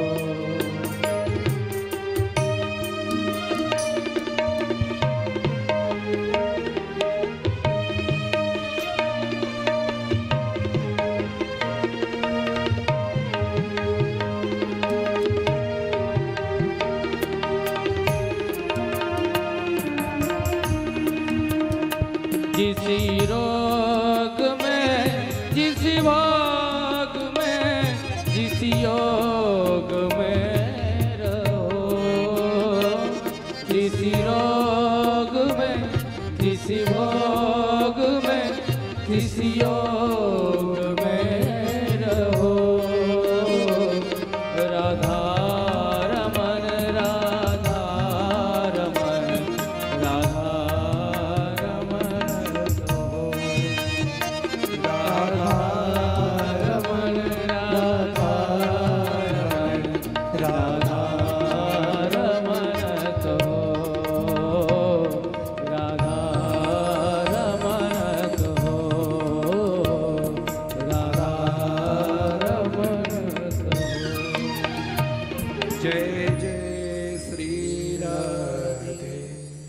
ब्रजांगनाएं, ब्रज की गोपिकाएं ने प्रार्थना की, हे प्रभु मुझे कुछ नहीं चाहिए, मेरे अंदर कोई कामना ही नहीं है। देखिए भक्त के अंदर और भजन जो धर्म करते हैं उनके अंदर, आप भगवान के भजन करते हो फिर भी कामना है, इच्छा है, तो भगवान उन इच्छा की पूर्ति करते हैं, जिसको जो धर्म अर्थ काम मुक्त चाहिए।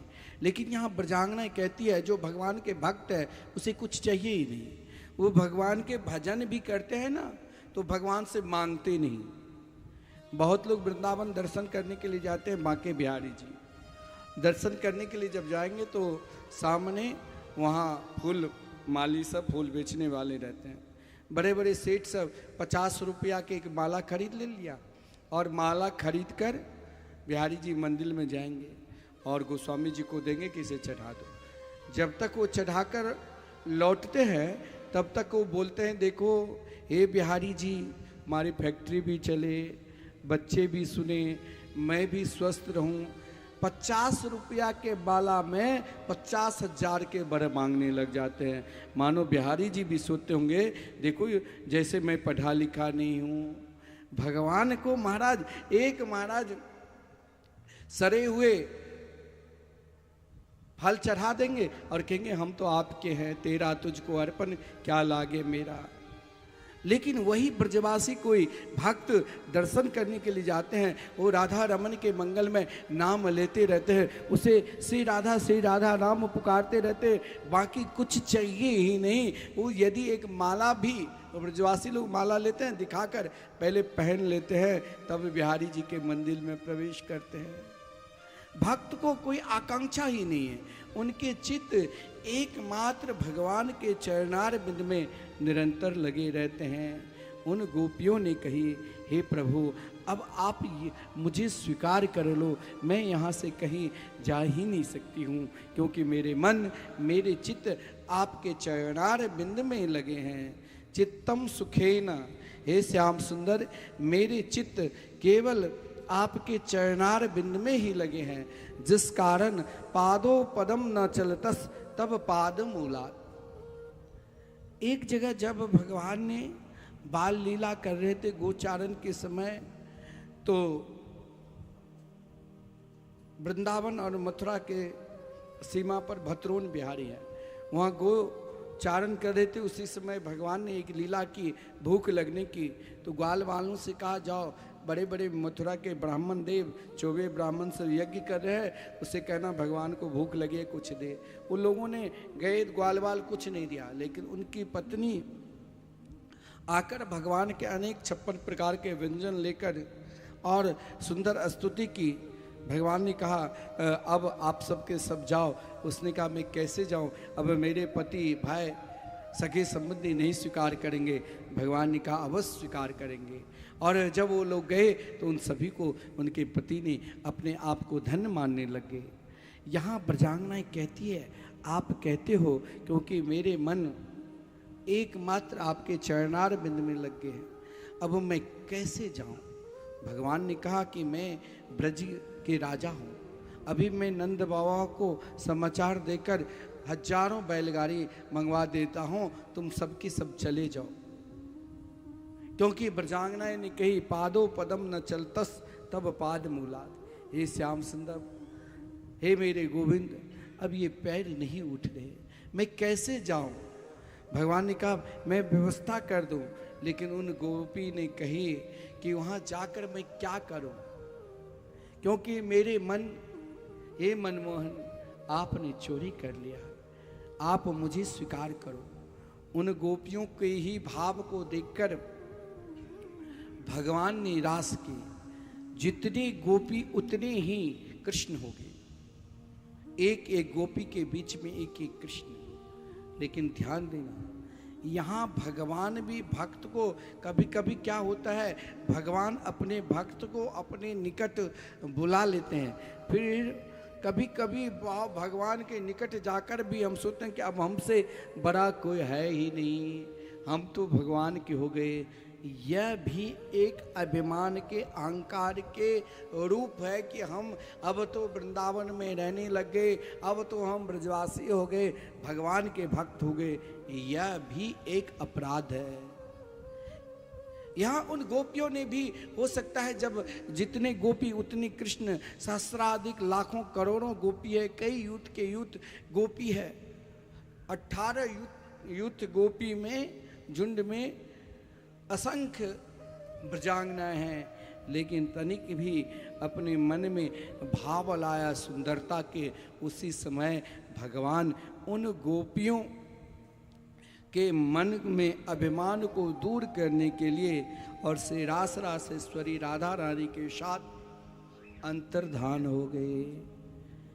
जो ही अंतर्धान हुए, इधर सब के सब नृत्य कर रहे थे, उसी अंतर्धान में महाराज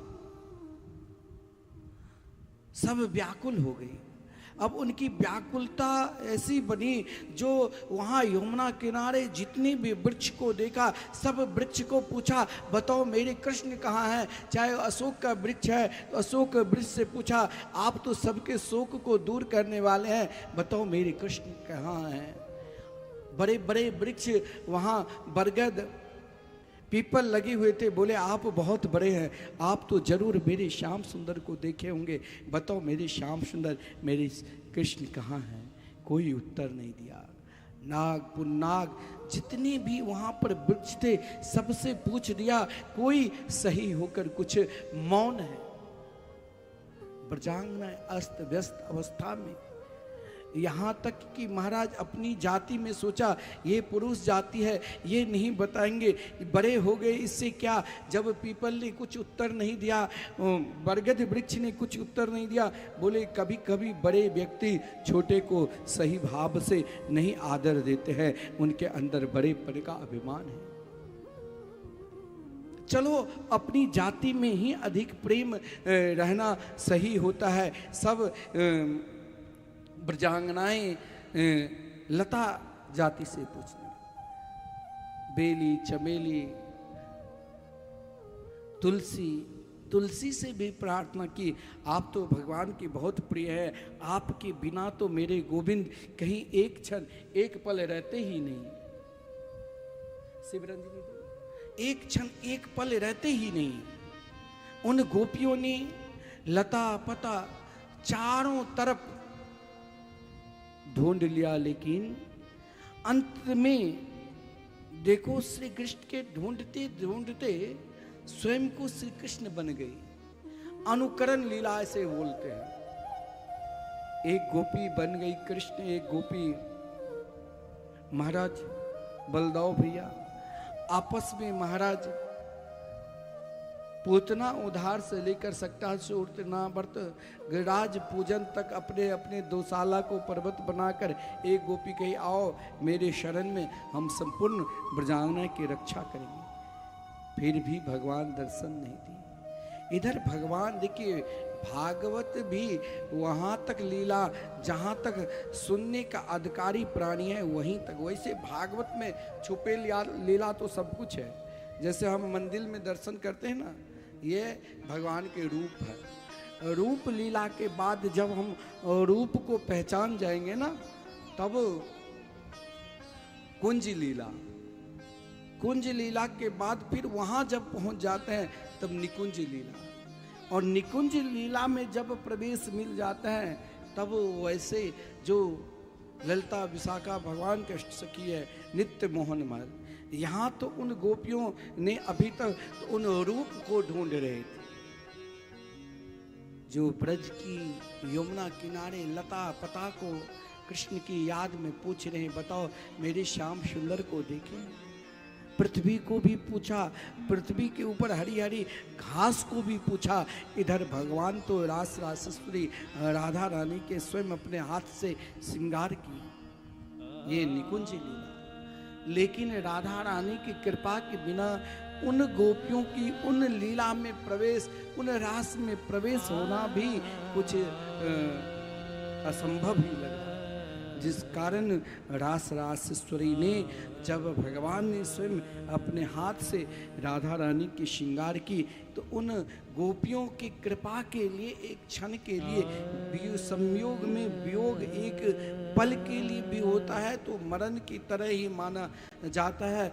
यहाँ पर भगवान भी कुछ क्षण के लिए रास रासेश्वरी राधा रानी से भी अलग होकर अंतर्धान हो गए। इधर महाराज उन गोपियों ने जब ढूंढती हुई यमुना किनारे आई, उस जंगल में, उस कुंज में रूप को ढूंढते ढूंढते, रूप को अनुकरण करते करते कुंज में प्रवेश मिला। कुंज की कृपा के स्वरूप रास रासेश्वरी और राधा रानी है। जब तक रास रासेश्वरी राधा रानी की कृपा नहीं होगी तब तक वृंदावन की लीला क्या है, उन कुंज की लीला में प्रवेश होना भी अति बड़े बड़े योगी यति सन्यासी को भी अति दुर्लभ है।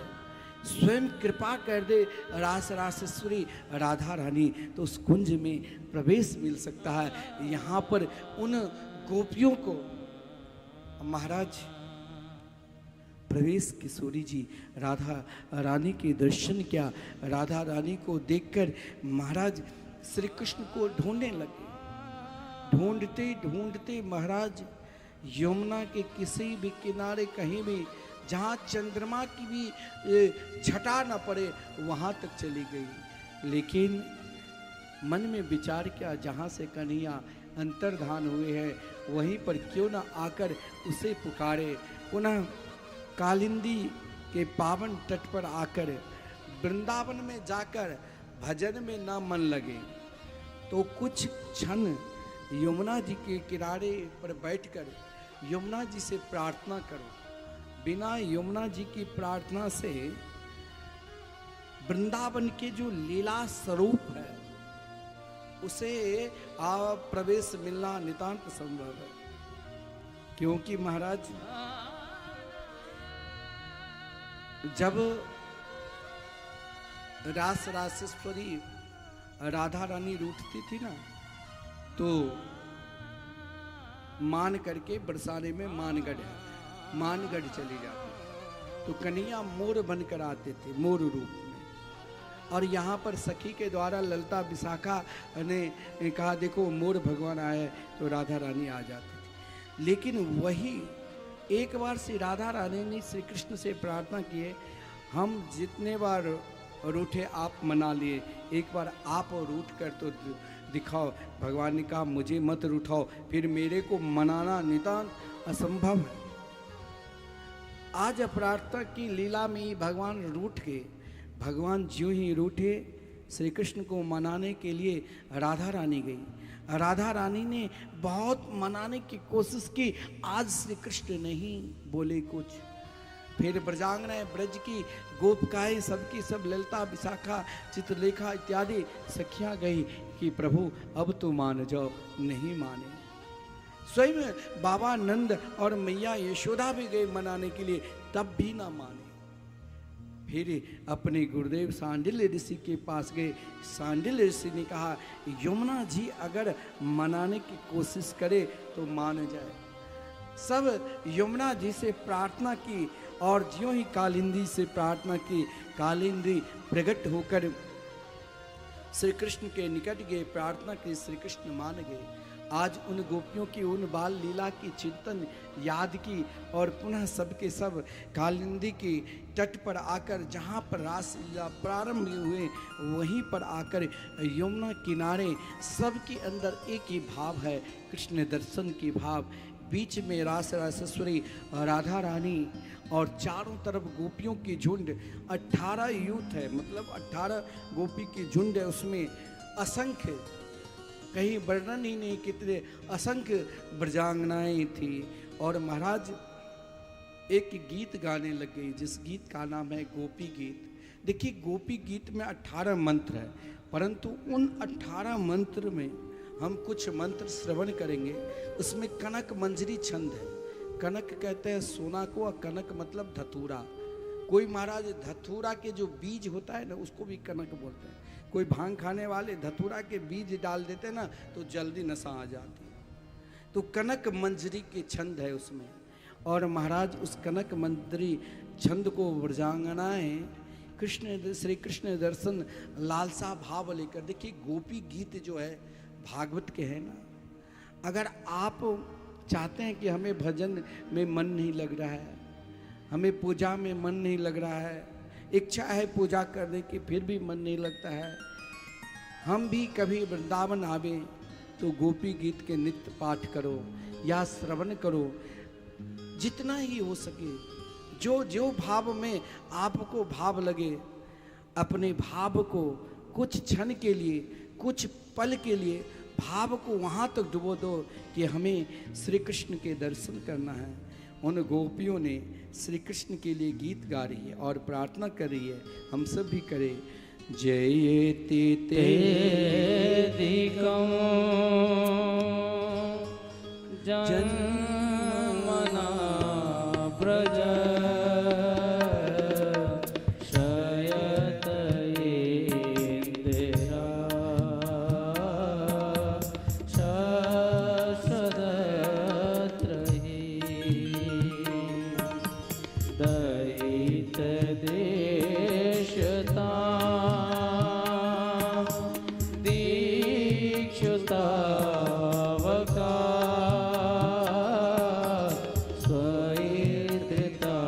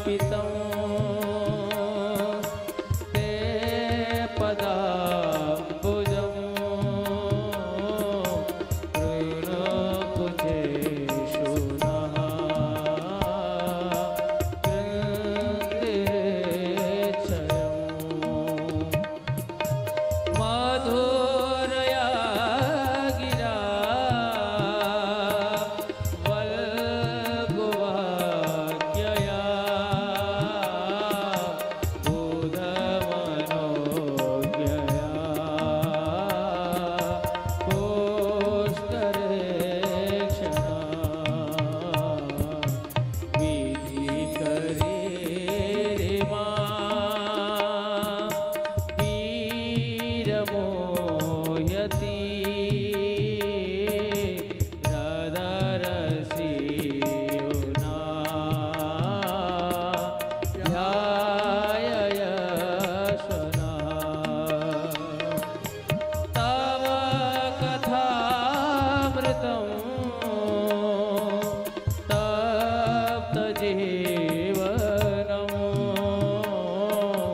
कविविरीडितं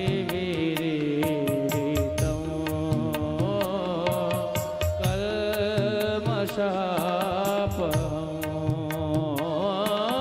श्रवणमङ्गलं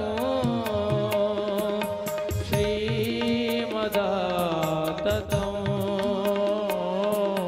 भुवि गृह्णन्ति ते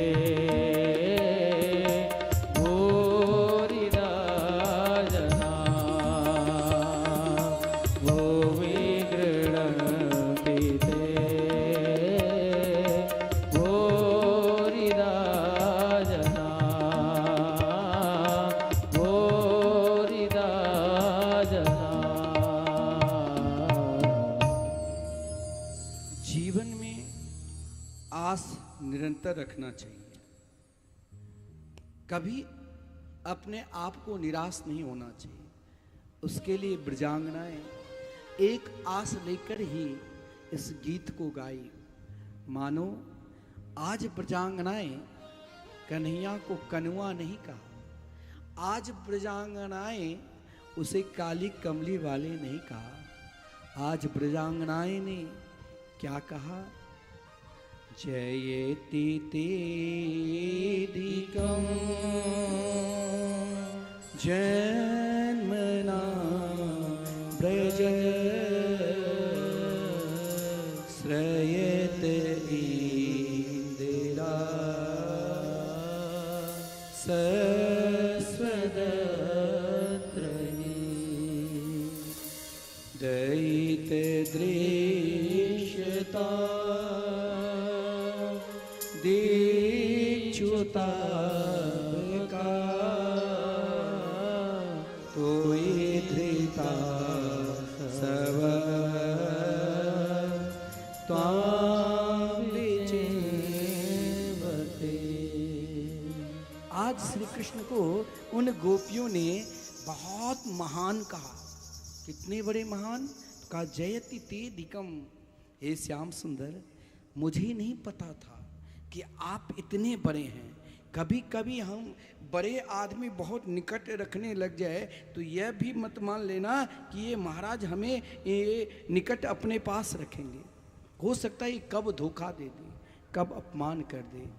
उन गोपियों ने कहा जयति ते धिकम जन्मना ब्रज। हे श्याम सुंदर, मेरे अंदर कोई गुण नहीं है। मैं एक गांव के ग्वालिन, एक अहीर, मुझे कुछ पता भी नहीं। हम तो एक अज्ञानी। और आप कहाँ वैकुंठ लोक में लक्ष्मी के द्वारा संसेवित, और वो कन्हैया आज ब्रज के गली गली में घूम रहे हैं। जहाँ करील के कांटे, जहाँ बगोर के कांटे, वहाँ पर घूम रहे हैं। हे श्याम सुंदर, दुनिया में कोई ना कोई व्यक्ति कुछ ना कुछ कामना लेकर आपके पास आते हैं, लेकिन आजकल लोग एक दूसरे से प्रेम तो करते हैं, लेकिन उन प्रेम में एक स्वार्थ रहता है।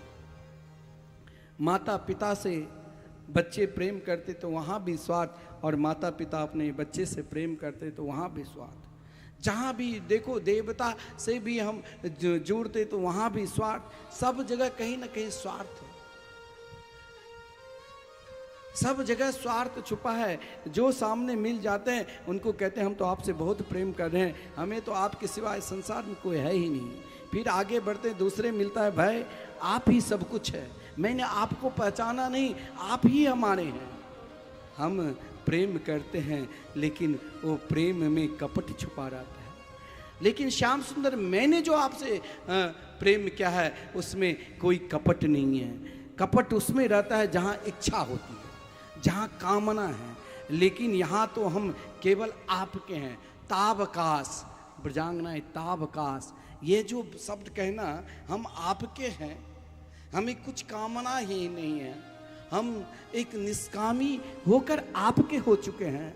अरे भाई, निष्कामी तो सब बोलते हैं, लेकिन ब्रजांग ने दूसरा शब्द कह दिया कि हमें तो कोई कामना नहीं है। साथ ही संसार में जो किसी से जोड़ते हैं बोलेंगे भी कि कामना नहीं है, बोलते हैं सब एक दूसरे के, हम आपके हैं, लेकिन वहाँ कामना है। लेकिन हम तो तीन निःशुल्क दास का, हमने जो आपकी सेवा की है उसमें कामना नहीं रखा। निःशुल्क होकर कोई कामना ही नहीं है, केवल आपके दर्शन की इच्छा। हे श्याम सुंदर, यदि जलाना ही था तो पहले क्यों नहीं जलने दिया?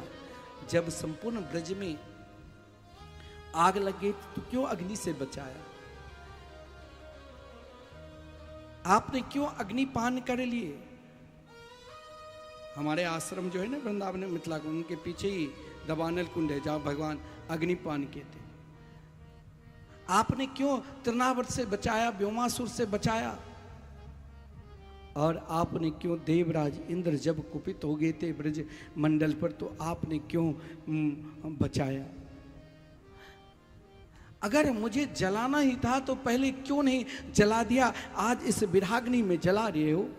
हे श्याम सुंदर, आप तो यशोदा के लाडले लाल हो, आप तो नंद के कुमार हो, आपके अंदर तो यशोदा मैया तो ऐसे हैं जो सदा निरंतर यश को दान किया। हे मेरे गोविंद, हे मेरे गोपाल, आप तो यशोदा के लाडले लाल हो, आप तो नंद नंदन हो। भगवान ने कहा, कौन कहते हैं कि मैं नंद नंदन हूं? बोले ठीक है, आप नंद नंदन नहीं हैं, आप यशोदा नंदन नहीं हैं, फिर भी मैं मान लो एक क्षण। तो ब्रह्मा जी ने आपकी स्तुति की, आप पृथ्वी लोक पर आए। हे श्याम सुंदर, आप तो अर्जुन के रथ हकने वाले हो ना? बोले ये भी नहीं।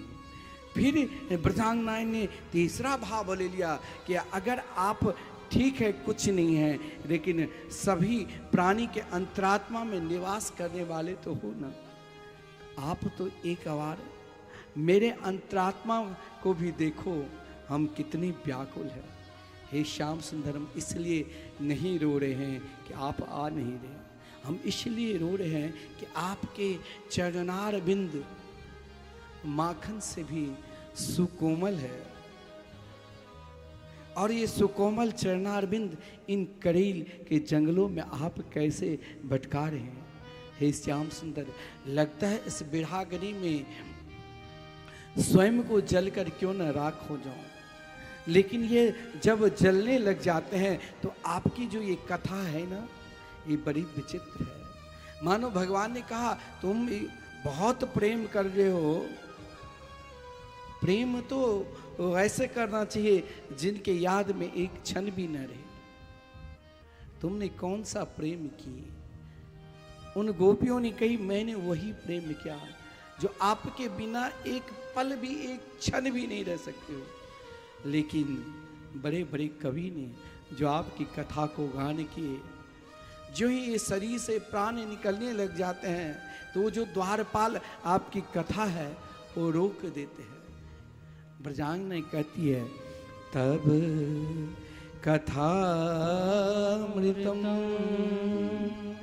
तप्ते जीवनम कभी विदितम कल्मषापहं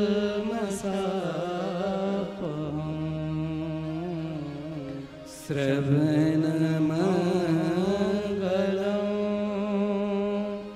श्रीमदाततं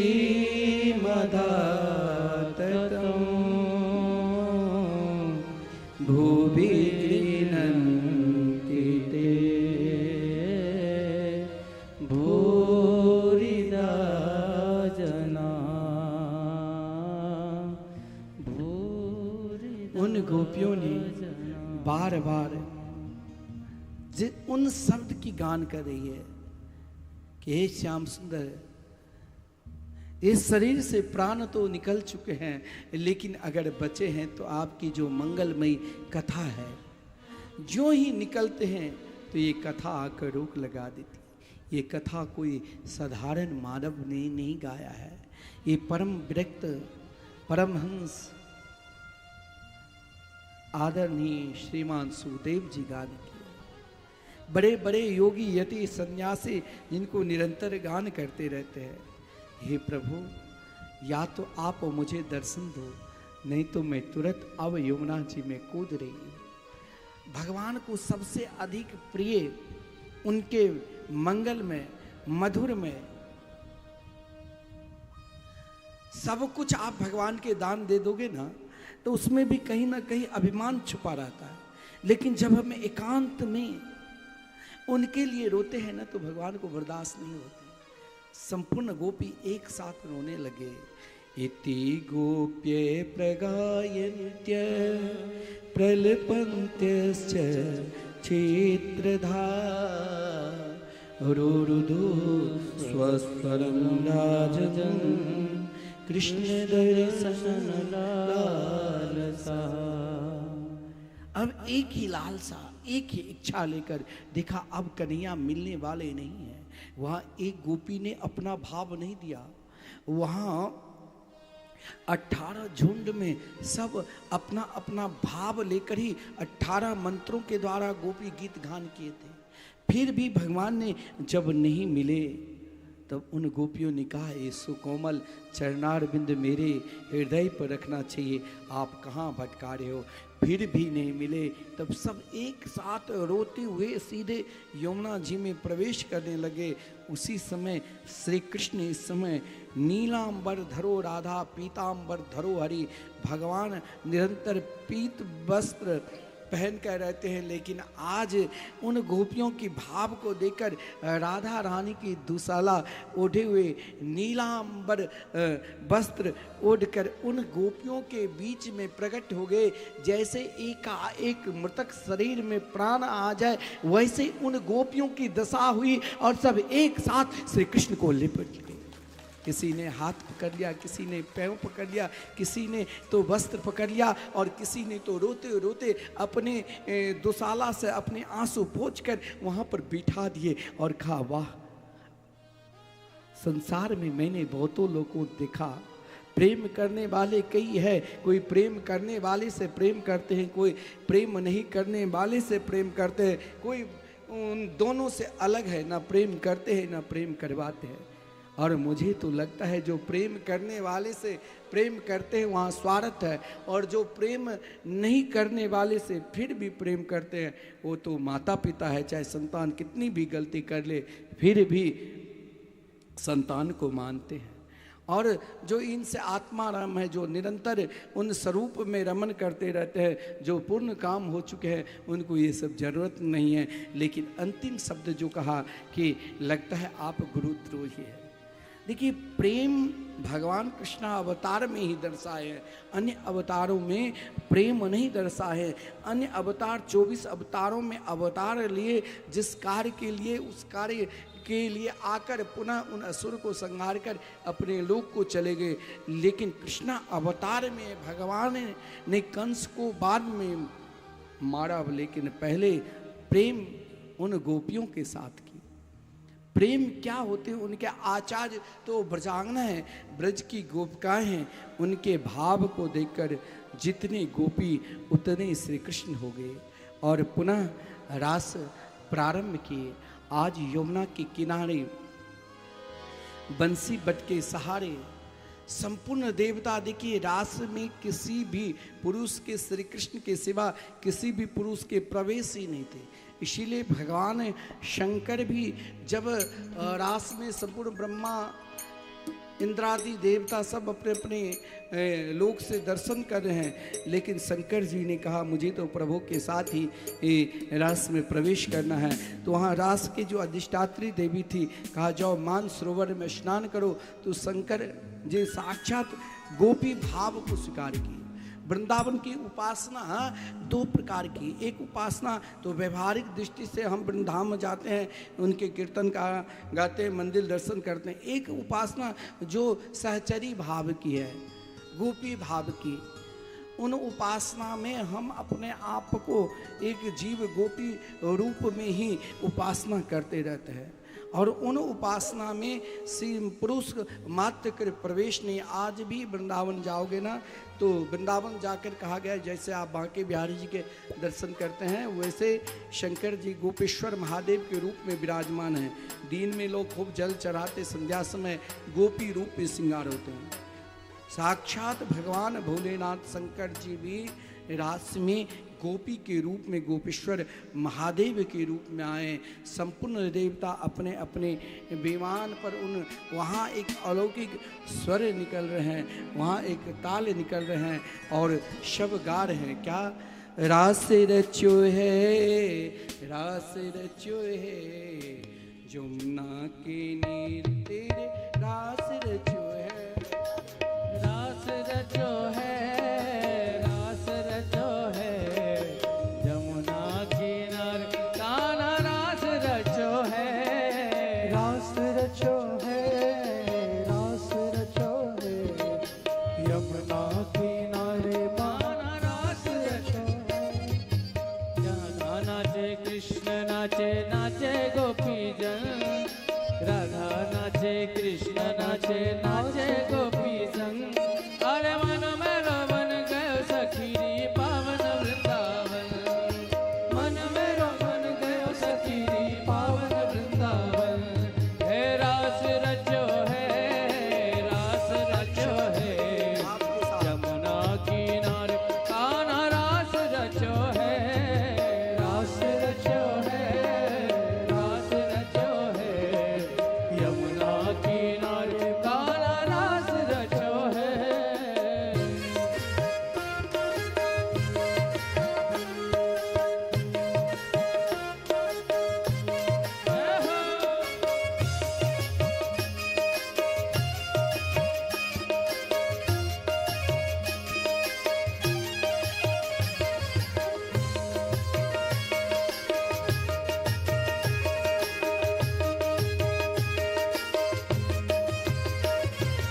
सूरज नाचे चंदा नाचे, नाचे तारागण, सूरज नाचे चंदा नाचे, नाचे तारागण, सूरज नाचे राधे राधे चंदा नाचे, नाचे नाचे, सूरज नाचे चंदा नाचे, सूरज नाचे, सूरज नाचे चंदा नाचे, नाचे तारागण, सूरज नाचे चंदा नाचे, नाचे तारागण। ए मन मेरा बन गयो सखीरी पावन वृंदावन, मन सारी सेवा करते रहिए और भाव के साथ गई। रास रचो है, रास रचो है, जमुना किनारे कान्हा रास रचो है, रास रचो है, यमुना किनारे महारास रचो है। हे रास रचो है, रास रचो है, जमुना किनारे कान्हा रास रचो है, रास रचो है, रास रचो है, यमुना किनारे कान्हा रास रचो है।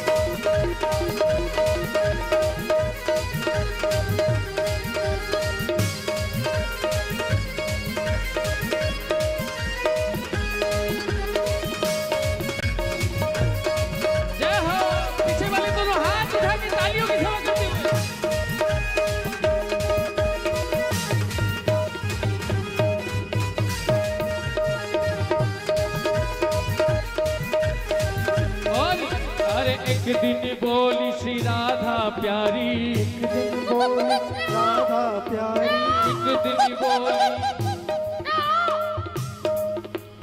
एक दिन बोली राधा प्यारी, एक दिन बोली राधा प्यारी, 2 दिन से ना आए मुरारी, 2 दिन से ना आए मुरारी, हो एक दिन बोली श्री राधा प्यारी, 2 दिन से ना आए मुरारी, बिना श्याम सुंदर दर्शन के प्यासी अखियां, बिना श्याम सुंदर के दर्शन प्यासी अखियां, हो बरसा, हो बरसा, हो बरसाने में मोर कुटी में मोर बन आयो रसिया, हो रसिया, कुटी में मोर बन आयो रसिया, आयो रसिया, मोर बन आयो रसिया, आयो रसिया, मोर बन आयो रसिया, हो बरसा, हो बरसा,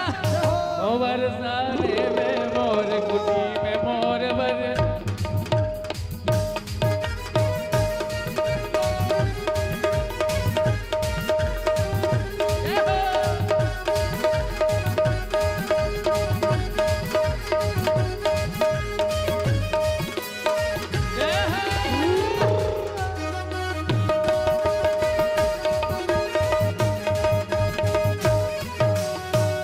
और मुकुट बंसी मारेगी, ताली बजाओ।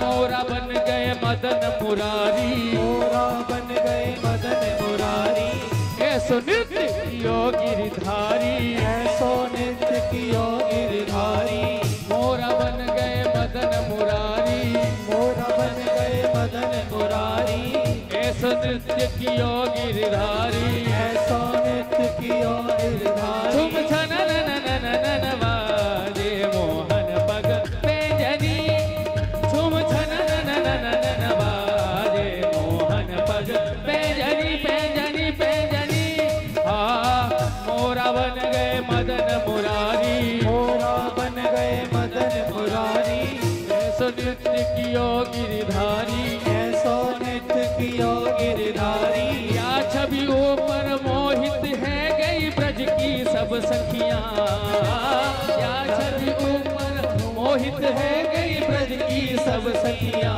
वो बरसा, वो बरसा, वो बरसाने में मोर कुटी में मोर बन आयो रसिया, वो बरसाने में मोर कुटी में मोर बन आयो रसिया, घनश्याम तेरी मुरली, घनश्याम तेरी मुरली पागल कर जाती है, घनश्याम तेरी मुरली पागल कर जाती है, घनश्याम रास रचो है, रास रचो है, यमुना किनारे काला रास रचो है, रास रचो है, रास रचो है, यमुना किनारे काला रास रचो है, रास रचो है, रास रचो है, यमुना किनारे काला रास रचो है, रास रचो है, रास रचो है, यमुना किनारे काला रास रचो है, रास रचो है, रास रचो है, यमुना किनारे काला रास रचो है, रास रचो है, रास रचो है, यमुना किनारे काला रास रचो है, रास रचो है, काला रास रचो है। बोले रास बिहारी सरकार की जय। भगवान बड़ा विलक्षण गोपियों के साथ रास लीला किए। इस रास की कथा श्रवण मात्र से भक्तिम पराम भगवती प्रति लभ्य कामम, हृदय रोग की बीमारी इससे दूर रहते हैं। नित्य रास की कथा श्रवण करने से या पाठ करने से हृदय रोग कभी उसे नहीं होता है। भगवान बड़ा विलक्षण विलक्षण लीला किए। जिस क्रम में शंखा चूर नाम के राक्षस को उद्धार किए, श्री कृष्ण ने और श्री कृष्ण की महिमा को ब्रजांगना ब्रज की गोपी युगल गीत के माध्यम से बड़ा सुंदर भाव प्रकट करते हैं। भगवान देखिए, इधर भी जगह है, कुर्सी लो, और भी पीछे जगह है, तो सब बैठिए। कोई बैठने के लिए एक दूसरे को यहाँ कम से कम बच कर रहिए। हमको तो लगता है यहाँ भी आप गाली ना कहीं प्रारंभ कर दे। इसीलिए कथा मंडप में तो बस राधे राधे केवल गाइए, और जब कीर्तन चलते हैं ना तो खूब ताली बजा बजा कर झूमिए, नाचिए, गाइए। यहाँ तो जगह काफ़ी है, कहीं भी बैठ जाओ। श्री वृंदावन बिहारी लाल की जय। देवर्षि नारद जी ने विचार किया कि प्रभु के अभी बहुत लीला बाकी है। जिस तरह से माधुर्य लीला के आनंद ब्रज में दे रहे हैं, तो फिर आगे की लीला होना नितांत संभव है। आज देवर्षि नारद जी प्रातः काल के बेला में कंस के पास आया। देखिए, देवर्षि नारद जी 3 बार कंस के पास आते हैं।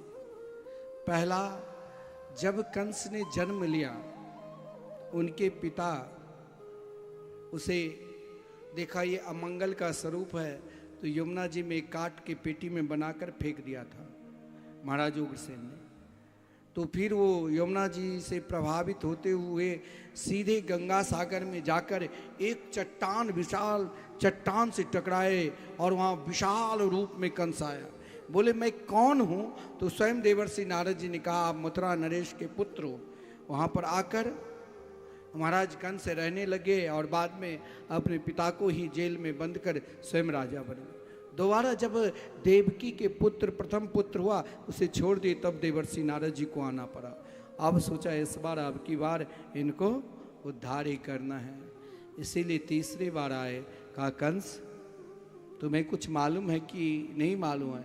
बोले महाराज इतना केवल जानता हूँ कि अभी तक जो वृंदावन में जो भी असुर को भेजा, कोई लौट कर नहीं आया। पूतना से लेकर सक्तासुर तृणावर्त, यहाँ तक कि महाराज अभी अभी केसी नाम के असुर को भेजा, लेकिन वो भी लौट कर नहीं आया। बोले जानते हो, देवकी और वसुदेव के पुत्र जो तेरे लिए काल होगा ना, वो आज भी सुरक्षित है। बोले महाराज कहाँ है? बोले वही तो नंद बाबा के पुत्र बना है, श्री कृष्ण और बलराम। ये सुनते ही कंस ने तलवार निकाला और देवकी और वसुदेव को मारने के लिए चल दिए। लेकिन देवर्षि नारद जी ने समझाया, अरे मूर्ख, तो मेरे शिष्य होकर इस प्रकार गलती कर रहे हो। देवर्षि नारद जी ने कंस को समझाया कि देखो, सर्प भी मर जाए और लठिया भी ना टूटे। एक काम करो, तेरे पास एक धनुष है।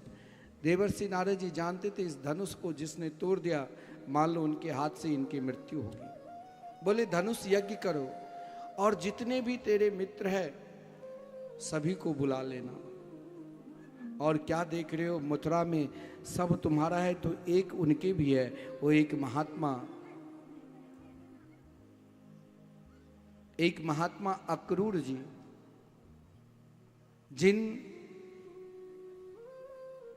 अक्रूर जी ने सब मथुरा को छोड़कर चले गए, लेकिन उनके अंदर विश्वास था कि मेरे प्रभु जरूर आएंगे। आज कंस से देवर्षि नारद जी ने कहा अक्रूर जी को भेजो, और श्री कृष्ण बलराम दोनों भाई को स्वयं अपना रथ देना। रथ की गति भी ऐसे छोटा मोटा नहीं। मथुरा से वृंदावन केवल 9 किलोमीटर है, लेकिन रथ 2 मिनट में पहुंचने वाले। वायु के वेग की तरह चलने वाले।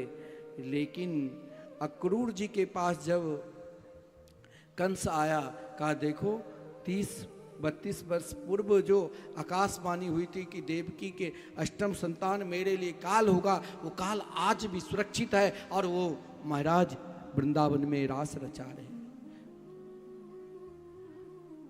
लगता है इस मथुरा में, मैंने कहा था दुष्ट ज्यादा नमन करे तो उनकी नमन में मत आ जाना। लगता है इस मथुरा में मेरा कोई नहीं है, केवल आप ही हो अक्रूर जी। ये लो मेरे सोने के रथ, और इस रथ पर बैठकर किसी तरह उन दोनों को ला दो ताकि हम दोनों को अपने ही हाथ से मार दो। और मैं वचन देता हूं अक्रूर जी, आप मथुरा के राजा बन जाओगे और फिर मैं भारत के सम्राट। अक्रूर जी ने कहा ज्यादा मनोरथ मत करना चाहिए, उतना ही मनोरथ करो जितना भगवान क्षमता दिए है। क्षमता से अधिक मनोरथ भी नहीं करना चाहिए, कभी कभी विफल हो जाते हैं। एक बार क्या हुआ, एक जगह एक कुल्ली का काम करता था, स्टेशन पर लोगों को सामान उठाता था। उसने एक बार अपने मन में बहुत मनोरथ कर लिया था। कैसे? तो जहाँ कुली का काम करता था, मजदूरी करता था, तो वहीं तक सीमित रखना चाहिए। उसने एक पुरानी जमाने की बात है, उस समय लोग मिट्टी के बर्तन में घी लेकर चलते थे। अब एक सेठ, राजस्थान की बात है, उसने मिट्टी के बर्तन में घी लेकर आया और उससे कुल्ली से कहा देखो भाई तुम इसे लेते चलो मेरे घर तक पहुंचा दो। बोले कितने पैसा दोगे? तो उस समय 5 रुपया के बहुत महत्व था। कहा 5 रुपया। बोले महाराज अभी लो, मस्तक पर ले लिया। बता रहा हूं कि अधिक मनोरथ मत करना। अब उसने मस्तक पर वो मिट्टी के बर्तन ले लिया। बोले 5 रुपया से कुछ बड़ा काम कर लूँगा, बकरी पाल ले लूँगा, फिर दूसरे बेचकर फिर भैंस पाल लूँगा, फिर दूध होगा, दूध बेचकर फिर विवाह करूँगा, विवाह करके एक छोटा सा मकान बना लूँगा। मकान बनाने के बाद जब लड़के बच्चे हो जाएंगे तो एक दिन पत्नी से रूठ जाऊँगा। यहाँ तक मनोरथ कर लिया। माथे पर मिट्टी के बर्तन है और पत्नी से रूठ जाऊँगा। तो जब पत्नी मनाने के लिए आएगी कि चलो भोजन कर लो, तो मैं कहूँगा मैं नहीं खाऊंगा। ऐसे जो ही किया वो मटका धड़ाम से गिर गया। अब मटका जो ही धड़ाम से गिरे तो वो सेठ जी बोले अरे तूने तो मेरे सारे घी बर्बाद कर दिया। बोले महाराज तेरा तो घी बर्बाद हुआ, मेरे तो बने बने सारा परिवार ही नष्ट हो गए। तो अक्रूर जी ने कंस को समझाया कि तुमने जो अपना मनोरथ कर रहे हो ना, उतना ही मनोरथ करना चाहिए जितनी क्षमता है। जहाँ तक आपका प्रवेश है, जहाँ तक आप कर सकते हो, जहाँ तक परमात्मा ने दिया है, उससे अधिक करना कहीं कहीं मनोरथ वैसे के वैसे ही रह जाता है। अक्रूर जी ने कंस को बहुत समझाया परंतु कंस नहीं माना। तुरंत तलवार लिया, अक्रूर जी को मारने के लिए तैयार हो गए। अक्रूर जी ने सोचा इस दुष्ट के हाथ से क्यों मरूं, क्यों नहीं वृंदावन में जाकर और कन्हैया को बता दूं कि आप मत जाना वहाँ पर, सारी योजना बता दो। अक्रूर जी ने कहा ठीक है। अक्रूर जी रथ ले लिया। कंस से कहा आप जाओ मैं जा रहा हूँ। प्रातः काल ब्रह्म मुहूर्त के बेला में चले, रथ में जा रहे हैं, मन में सोच रहे हैं क्या श्री कृष्ण हमें दर्शन देंगे? कहीं श्री कृष्ण हमें कंस के दूत समझकर मुझसे बात तो नहीं करेंगे ना, मुझसे दूर तो नहीं हो जाएंगे। रथ चला रहा है, मन में भाव सोच रहे, समाधि में बैठ गया, रथ रुका हुआ है। फिर आगे बढ़ा, याद किया अरे मुझे तो वृंदावन जाना है। फिर रथ चला, चलते चलते मन में फिर भाव आया, क्या श्री कृष्ण मुझे अपना चाचा कहेंगे? क्या मुझे हृदय से लगाएंगे? क्या मेरी बात को श्री कृष्ण समझेंगे? यह भाव सोचते सोचते प्रातः काल के समय चलने वाले अक्रूर जी संध्या समय गए। और इधर संध्या के समय, गोधूलि के समय जब पहुँचे तो आज श्री कृष्ण गोचारण करके लौट रहे थे। श्री कृष्ण की शोभा भी बड़ा विलक्षण है। गौ के पीछे पीछे चलने से गौ की चरण धूल कुछ उनके मुखार बिंद पर पड़ने से मानो श्री कृष्ण के उस सांवला सलोना शरीर में और गोधूलि के समय में सूर्य के लाली लाली किरण पड़ने से थोड़ी सी पसीना की तरह बूंद और उसमें गौ की धूल पड़ने से विलक्षण दिव्य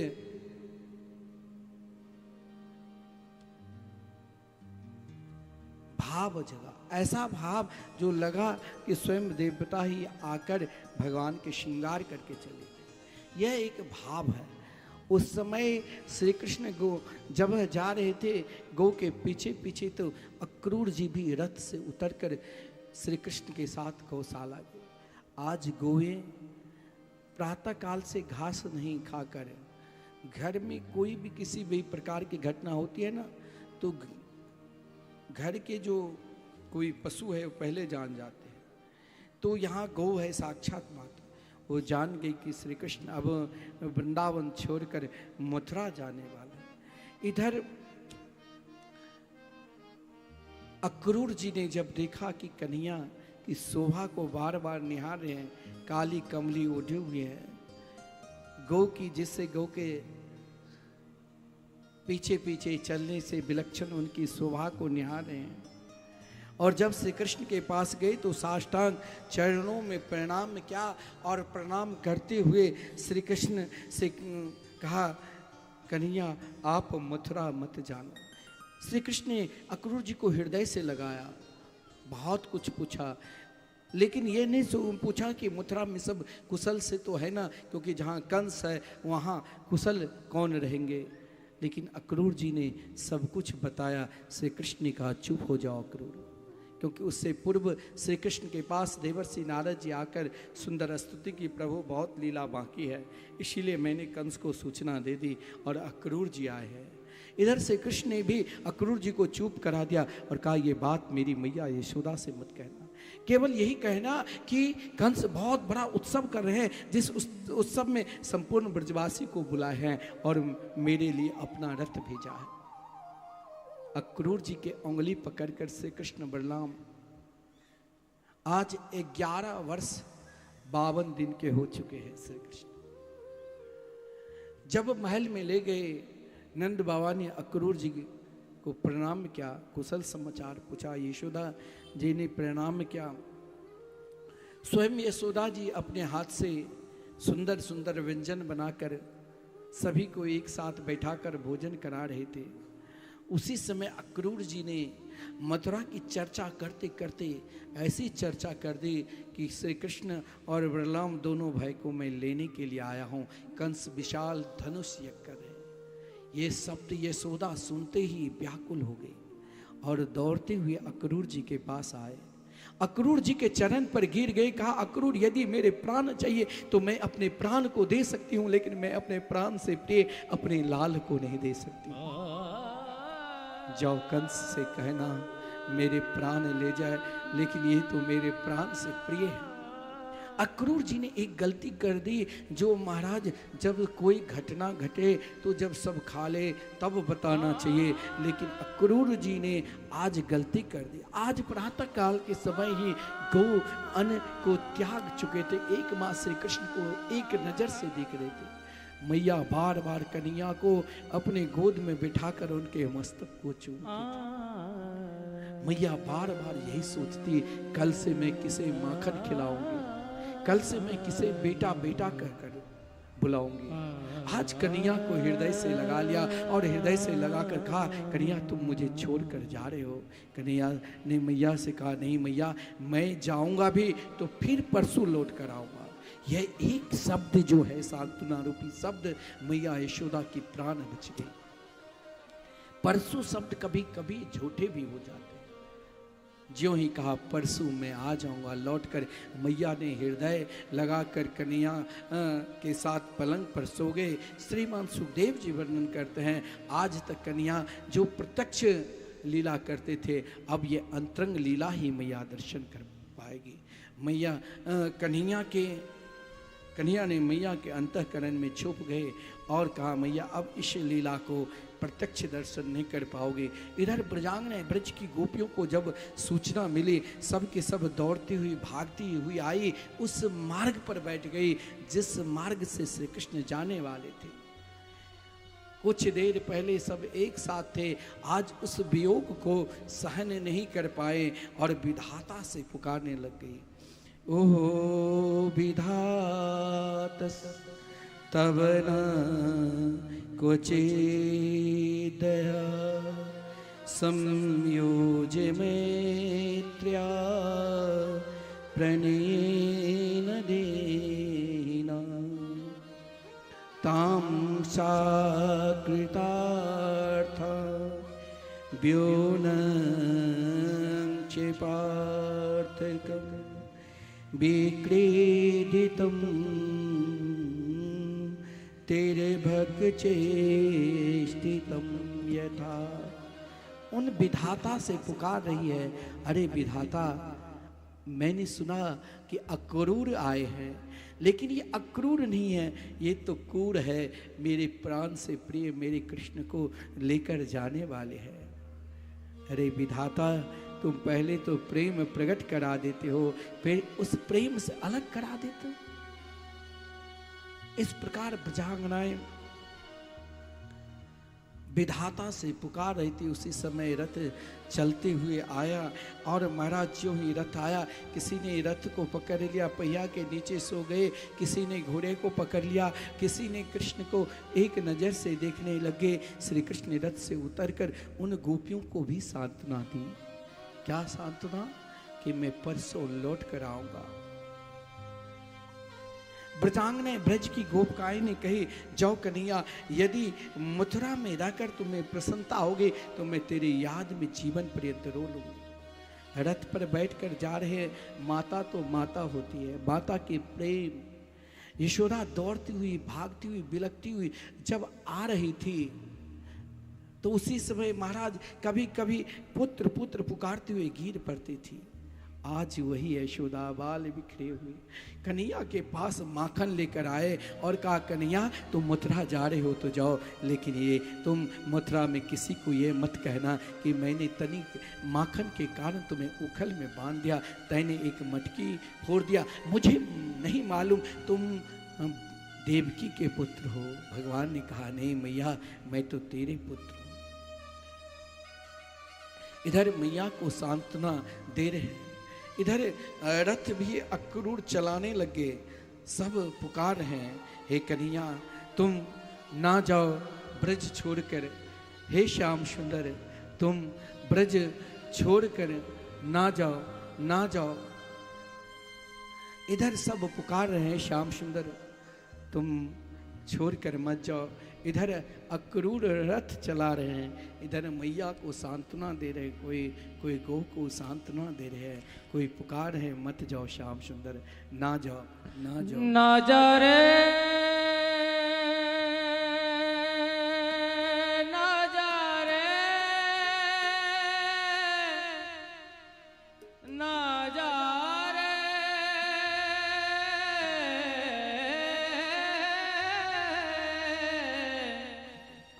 ना जा रे, ना जा रे,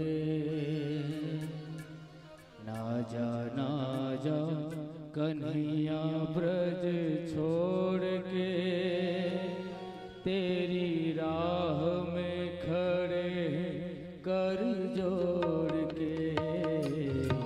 ना जा, ना जा कन्हैया ब्रज छोड़ के, तेरी राह में खड़े कर जोड़ के।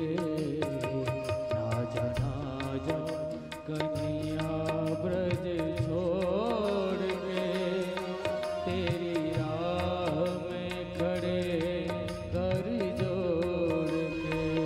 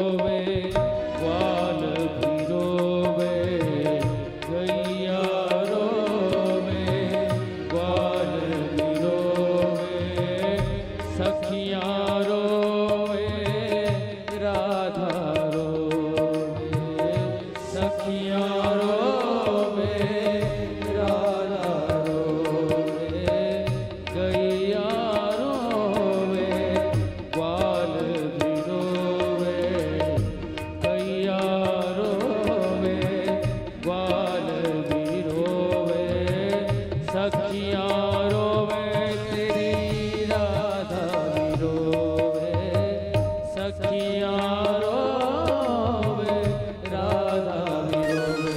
ना जा रे ना जा रे ना जा रे ना जा रे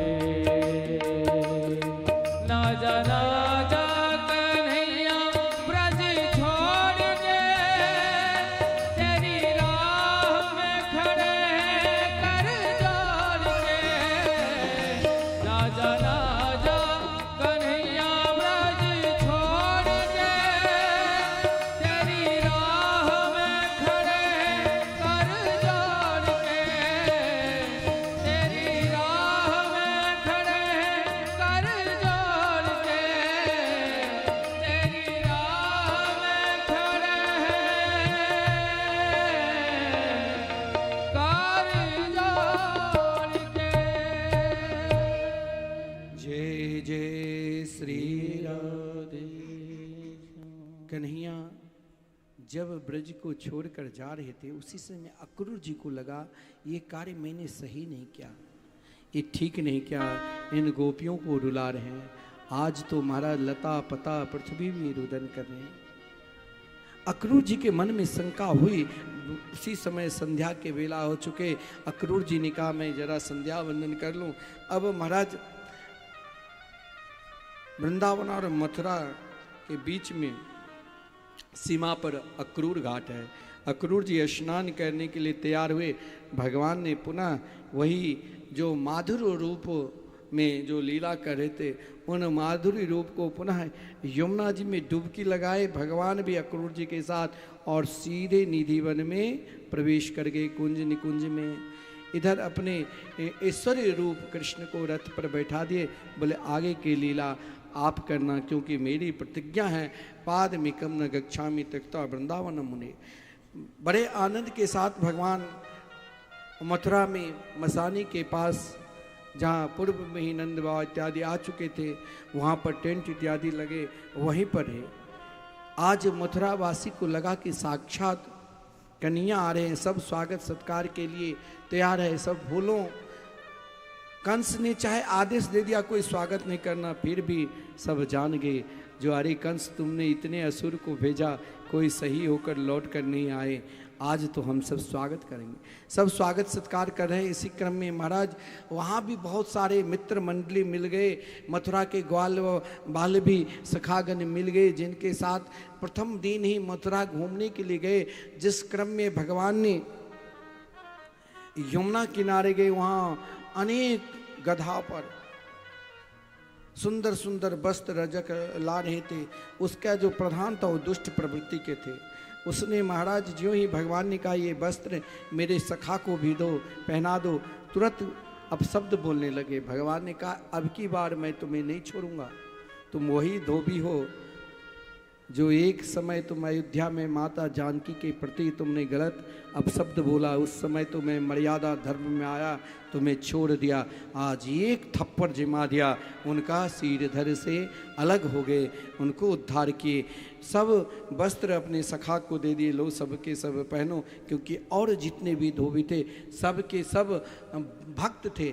आगे महाराज सुदामा नाम के माली मिला, उसने भी प्रभु को सुंदर, उससे पूर्व एक वस्त्र बड़े बड़े थे तो एक दर्जी मिला जो बड़ा भक्त था, मिथिला के ही रहने वाले। जिस समय प्रभु से राघवेंद्र सरकार के विवाह के समय जो वस्त्र बनाए थे, इच्छा हुई कि मैं इसे पहनाऊं उस समय, लेकिन नहीं पहना पाए। भगवान ने ये इच्छा तुम्हारी पूर्ति होगी। आज महाराज उनके भी इच्छा की पूर्ति हुई। उससे आगे महाराज एक बड़ा सुंदर भक्त था श्रीदामा नाम के माली, उसने भी सोचा ये सुंदर पुष्प माला क्यों नहीं प्रभु को पहना दो। भगवान ने कहा पहले मेरे सखा को पहनाओ। तब आगे बढ़े तो एक 3 जगह से कुरूप कुब्जा जा रही थी। वो चंदन लगाने में बहुत कुशल थी, कंस के श्रृंगार करने के लिए जा रही थी। भगवान ने कहा ये तिलक तुम मेरे मित्रगण को लगा दो, तुम सुंदर हो जाओगे। कुब्जा ने कहा ये बहुत सुंदर समय है। कुब्जा ने सभी को तिलक लगाया। जब भगवान को लगाने लगे, भगवान ने उसे दिव्य रूप प्रदान कर दिया। एक दिन पूर्व ही धनुष यज्ञ में प्रवेश किया और देखते ही देखते धनुष को भी तोड़ दिए और 13,000 सैनिकों को उद्धार कर दिए। इधर कंस को सूचना मिली, पहले ही घबरा गए, फिर भी चाणूर, मुष्टिक, शल्य, तोषक जैसे 60 हजार हाथियों के बल वाले जो बड़े बड़े बलशाली थे, उसने कहा कि महाराज आप क्यों घबरा रहे हो? आपके पास तो अभी कुबल्या नाम के हाथी है, द्वार पर 10,000 हाथियों की बल है, द्वार पर खड़े कर दो। प्रातःकाल सब यहाँ वसुदेव और देवकी भी एक सामने जेल में बंद कर रखा था कि अपने पुत्र को मरे हुए देखे। विशाल सिंहासन पर कंस थे, 18 हाथ ऊंचे सिंहासन पर। इधर महाराज वहाँ पर मल्ल युद्ध के लिए चाणूर, मुष्टि, शल्य, तोषक बड़े बड़े बलशाली सब तैयार थे। सामने कुबल्या नाम के जो हाथी मारने की कोशिश की, श्री कृष्ण देखते ही देखते कुबल्या हाथी को उद्धार किया और उन महावत को भी उद्धार किया। वहाँ पर यहाँ संगीत चल रहे थे, सब बाजा नगारा बज रहे हैं। सामने चाणूर, मुष्टिक, शल्य, तोषक ने देखा ये तो बहुत बलशाली है। भगवान से कहा कि मुझसे युद्ध करो। भगवान ने कहा मैं एक छोटा सा बालक, तुम इतने बड़े, अभी तो मैं 11 वर्ष 53 दिन के हुए। बोले ना तुम बालक हो ना किशोर हो, तुम बलशाली में एक श्रेष्ठ हो, ना बालो ना किशोरस, तुम बलशाली में सर्वश्रेष्ठ हो। यहाँ नगारा बज रहे हैं महाराज।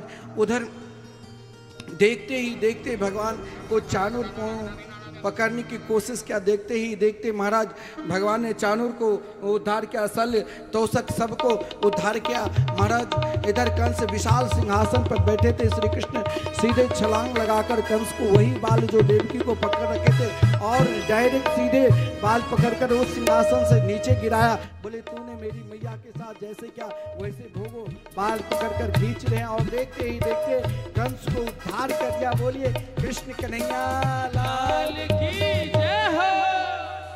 संपूर्ण मथुरा में बड़े आनंद के साथ उत्सव मनाने लगे, सब नाच रहे हैं, गा रहे हैं, और उनके सुंदर रूप को देखने के लिए आज कैसे सुंदर है मेरे बांके बिहारी, उनके सुंदर रूप को देखने के लिए सर्वप्रथम कन्हैया ने अपने माता पिता को कारागार से मुक्त किया और फिर अपने नाना को ही मथुरा के राजा बनाकर और स्वयं को मथुरा के रक्षा के लिए दोनों भाई श्री कृष्ण और बलराम।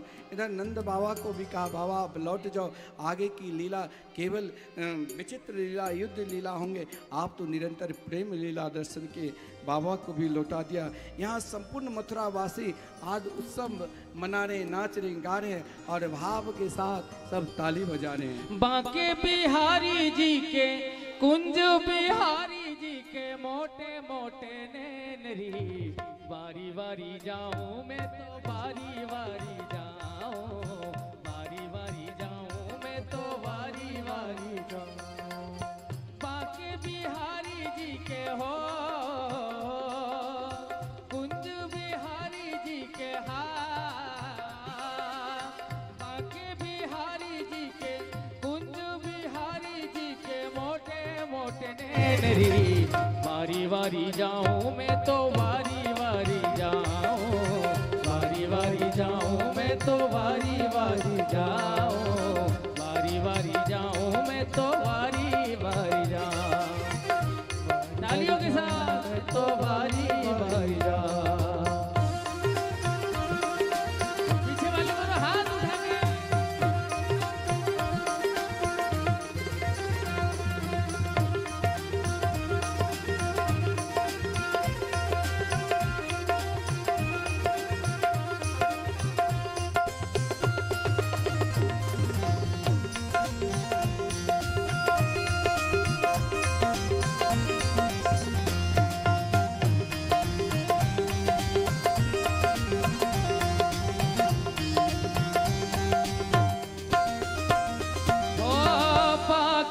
बिहारी जी के घुंघराले बाल री, घुंघराले बालिया के काले काले बाल री, घुंघराले बालिया के काले काले बाल री, घुंघराले बालिया के काले काले बाल री।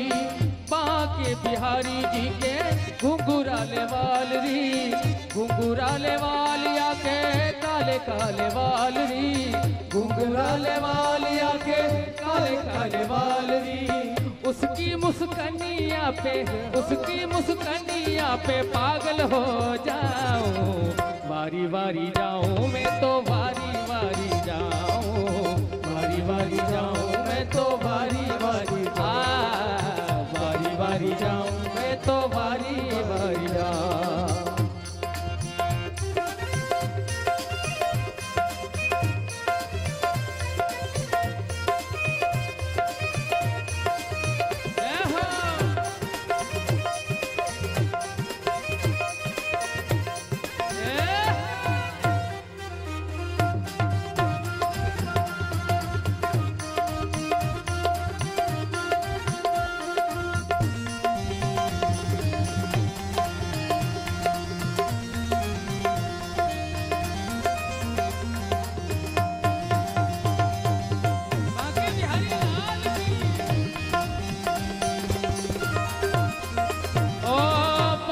बिहारी जी के काले काले नैन री, काले काले नैनिया के तिरछी नैन री, काले काले नैनिया के तिरछे नैन री। है बांके बिहारी जी के काले काले नैन री, काले काले नैनिया के तिरछी नैन री, काले काले नैनिया के तिरछे नैन री, काले काले नैनिया के तिरछी नैन री, काले काले नैनिया के तिरछे नैन। और इसकी मुस्कनिया पे, इसकी मुस्कनिया पे, इसकी मुस्कनिया पे कायल हो जाऊं, बारी बारी जाऊं मैं तो बारी बारी जाऊं, बारी बारी जाऊं मैं तो बारी बारी जाऊं, बारी बारी जाऊं मैं तो बारी बारी जाऊं, बारी बारी जाऊं मैं तो बारी बारी जाऊं।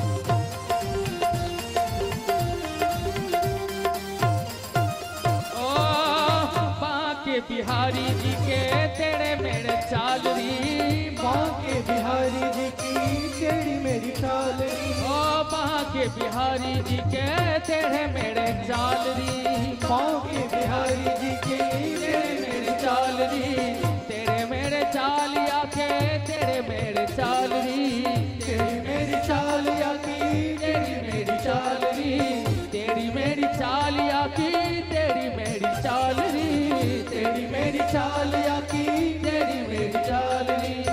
इसकी चितवनिया पे, इसकी चितवनिया पे, इसकी चितवनिया पे पागल हो जाऊं, बारी बारी जाऊं मैं तो बारी बारी जाऊं, बारी बारी जाऊं मैं तो बारी बारी जाऊं, बारी बारी जाऊं मैं तो बारी बारी जाऊं, बारी बारी जाऊं मैं तो बारी बारी जाऊं।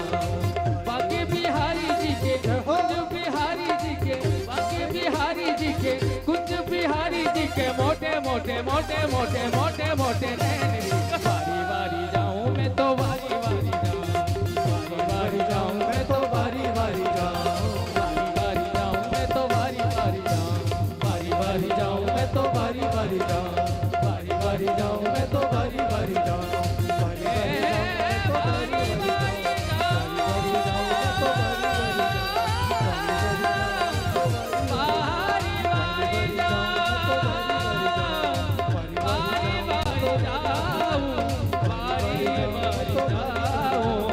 बारी जाऊं मैं तो बारी बारी जाऊं। मैं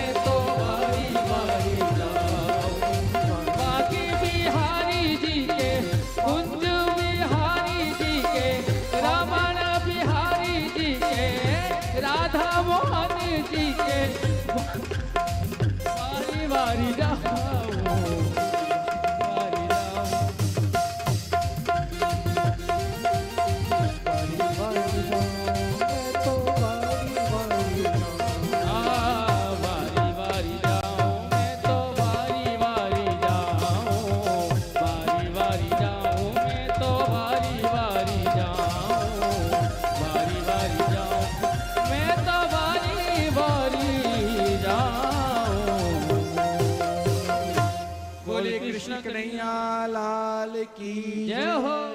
जय जय श्री राधे श्याम। कन्हैया के यज्ञोपवीत संस्कार हुए। एक बात ध्यान रखना, आज श्री कृष्ण रुक्मिणी विवाह में सब नाचना, सब भाव के साथ ताली बजा बजा कर एक भजन में तो सब झूमना।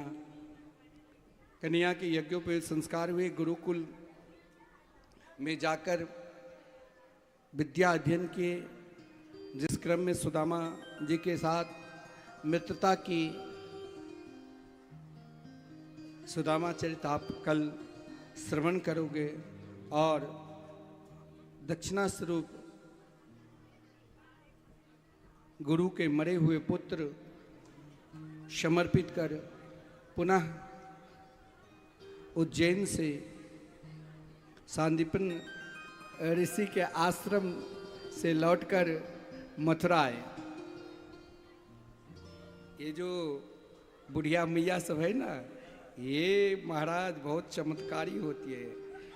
अरे अभी खूब नाच लिया, खूब कीर्तन गा लिया, अब तो तू चुप हो जा मैया, अब तो कथा सुन ले थोड़ी देर, फिर खूब नाचना कृष्ण रुक्मिणी विवाह में, खूब भजन गाएंगे, आज खूब झूम लेना, सुंदर झांकी के भी दर्शन करेंगे, अब थोड़ी देर कथा के आनंद ले लो। गुरुकुल से श्री कृष्ण जब उज्जैन से लौट कर आए मथुरा, तो मथुरा जिस दिन लौट कर आए उसी दिन श्री कृष्ण के जन्मोत्सव थे। संपूर्ण मथुरा में बहुत जोरदार उत्सव चल रहा था, लेकिन जिनके उत्सव वो उदास। श्री कृष्ण को मथुरा में वाकई में कोई पहचानते थे कि नहीं, इसका भाव यदि देखा जाए तो ये चरित्र से उनके परम प्रिय मित्र उद्धव थे, और उद्धव जी कोई साधारण नहीं थे। आदरणीय श्रीमान सुखदेव जी वर्णन करते हैं, वृष्णीनाम प्रवरो मंत्री कृष्ण सदैत सखा शिष्यो बृहस्पति साक्षात् उद्धवो बुद्धि सतमा। कन्हैया गुरुकुल से लौटकर आए, गुरुकुल में विद्या अध्ययन कर रहे थे। मथुरा में आज उनके उत्सव जन्मोत्सव मना रहे थे सब मथुरावासी। कन्हैया अपने महल में ना किसी से बोलते थे, ना ही कहीं जाते थे। आज माता देवकी, आज माता देवकी सुना कि मेरे लाल गुरुकुल से पढ़कर आए हैं। मैंने कभी अपने लाल से, अपने बेटा से प्यार नहीं किया है। आज 56 प्रकार के व्यंजन तैयार किए और अपने पुत्र के निकट ले गए। साथ में अनेक दासियां हैं, लेकिन उस समय देवकी मैया ने एक गलती कर दी। देवकी मैया ने वहां पर गोरस माखन रख दिया। कन्हैया ने ज्यों ही उस थाल में माखन को देखा, क्योंकि यहाँ पर वहाँ माता यशोदा तो गोद में बैठाकर कन्हैया को खिलाते थे, यहाँ दासियाँ पंखा झेल रही है, मैया देवकी सामने हैं और बड़े आनंद के साथ देवकी कन्हैया को निहार रही है। कन्हैया मैया को देखकर रोने लगे। देवकी ने सोचा मेरे को देखकर रो रहे हैं, जिस कारण महाराज देवकी घबराकर दौड़ती हुई वसुदेव जी के पास गए। वसुदेव जी से कहा कि देखो, मैंने आज प्रथम दिन अपने जीवन में कन्हैया के लिए भोजन बनाया, लेकिन उसने ज्यों ही थाल को देखा और रुदन करने लगी। क्यों? क्योंकि उसमें माखन था। माखन को देखकर माता यशोदा की याद, बाबा नंद की याद, गोपियों की याद, ग्वाल वालों की याद, गौएं की याद करके महाराज हिचकियां ले लेकर रुदन कर रहे थे। वसुदेव जी ने कहा मुझे भी देव की कुछ पता नहीं कि वो कैसे वृंदावन में रहते थे। चलो मैंने सुना है उनके एक बहुत प्रिय मित्र है, वो तो हम लोगों की प्रधानमंत्री पद पर है, वृषिनाम प्रबरो मंत्री श्रीमान उद्धव जी, और जिसने स्वयं बृहस्पति जी के शिष्य है और जिनके अंदर 100 बुद्धि है और कन्हैया के बहुत प्रिय हैं, उनके साथ निरंतर रहे हैं। उनके ही जो भोजन कर लेते वो उद्धव करते, जो वस्त्र पहन लेते वो वस्त्र भगवान के वस्त्र उद्धव पहनते। लेकिन आज उद्धव भी कोई बहुत बड़े ज्ञानी हैं और आप सोचोगे कि ज्ञानी कृष्ण प्रेम में डूबे वो नितांत असंभव है। आज उद्धव जी कन्हैया के कक्ष में गए और कन्हैया के कक्ष में छोड़ दीजिए उनको, छोड़ दीजिए, कन्हैया के पक्ष में गए और बड़े आनंद के साथ महाराज उद्धव जी ने कृष्ण के चरणों में प्रणाम किया और प्रणाम करते हुए कहा, कन्हैया हम मथुरावासी से कुछ हुआ कि क्या मथुरावासी ने कोई गलती की है? जब से आप गुरुकुल से पढ़कर आए ना किसी से बोलते हैं, ना हंसते हैं, ना कहीं जाते हैं, लगता है आप किसी बात लेकर दुखी हैं। आज मेरे साथ घूमने के लिए चलो। उद्धव जी ने श्री कृष्ण के उंगली पकड़कर ले गए। कहाँ? तो मथुरा में एक विश्राम घाट है, जो गए होंगे वो देखा हो। मथुरा में विश्राम घाट है, वहीं पर एक चट्टान पर बैठकर उद्धव जी श्री कृष्ण से पूछने लगे, उदासी होने का कारण बताओ। आज कन्हैया के जन्मदिन है, वृंदावन से राधा रानी ने एक पुष्प, कमल के पुष्प, नील वर्ण के पुष्प यमुना जी में प्रभावित कर दिया और कहा, ए पुष्प तुम आज कन्हैया के पास जाकर कहना, क्या तुम वृंदावन नहीं आओगे? एक बार जाओ पुष्प, वो पुष्प प्रभावित होते हुए सीधे विश्राम घाट पर आकर और वो पुष्प रुक गया और रुककर मानो उद्धव जी ने सोचा कि ये पुष्प बहुत विलक्षण है, छलांग लगाए और कन्हैया के हाथ में दिया। कन्हैया ने उस पुष्प को लिया, पुष्प को लेते ही मूर्छा अवस्था में आ गए। उद्धव जी डर गए, भयभीत हो गए, अरे महाराज इस पुष्प में ऐसा क्या था? बहुत देर के बाद कन्हैया नेत्र खोलते हैं। नेत्र खोलने के बाद कहा, उद्धव यह जो पुष्प है ना, ये कोई और पुष्प नहीं, ये श्री जी पर चढ़े हुए ये राधा रानी की प्रेम है। हे उद्धव आप मेरे मित्र हो, एक बार आप वृंदावन जाओ और वृंदावन में जाकर मेरी मैया कैसे होगी। मैंने अपनी मैया से कहा कि मैया मैं परसों लौट कर आऊँगा, अभी तक मैं नहीं गया। जाओ उद्धव एक बार मेरी मैया को सांत्वना देना। हे उद्धव जब मैं बंसी बजाता था तो गौवे घास छोड़कर एक नज़र से मेरे ओर देखने लग जाते। हे उद्धव जाओ मेरे गौ की शान एक बार देख कर आओ। हे उद्धव एक बार आप उन गोपियों से मिलना जो मेरे बिना एक पल एक क्षण भी नहीं रहते थे, उनको भी सांत्वना देना। उद्धव आप मेरे प्रिय मित्र हो, एक बार जाओ। उद्धव जी ने कहा, प्रभु मैं कहीं जा नहीं सकता हूं क्योंकि आप मुझे एक गांव के ग्वालिन के पास भेज रहे हो। मैं इतने बड़े ज्ञानी, मुझे तो किसी विद्वान के पास भेजो, आप मुझे ज्ञानी के पास भेजो ताकि मैं अपना ज्ञान वहाँ वेदांत बखान करूँ। उद्धव जी को पता नहीं वो गोपी कितने प्रेम की पराकाष्ठा है। उद्धव जी को बार बार कन्हैया ने समझाया। उद्धव जी ने कहा ठीक है मैं जाऊँगा। बोले कैसे जाओगे? उन गोपियों की प्रतिज्ञा थी, मैंने कृष्ण से प्रेम किया है, श्री कृष्ण के सिवा किसी की ओर कभी निहारी भी नहीं। बात करना तो अलग, उनकी याद में रोती रहती थी, कब मेरे श्याम सुंदर मिलोगे।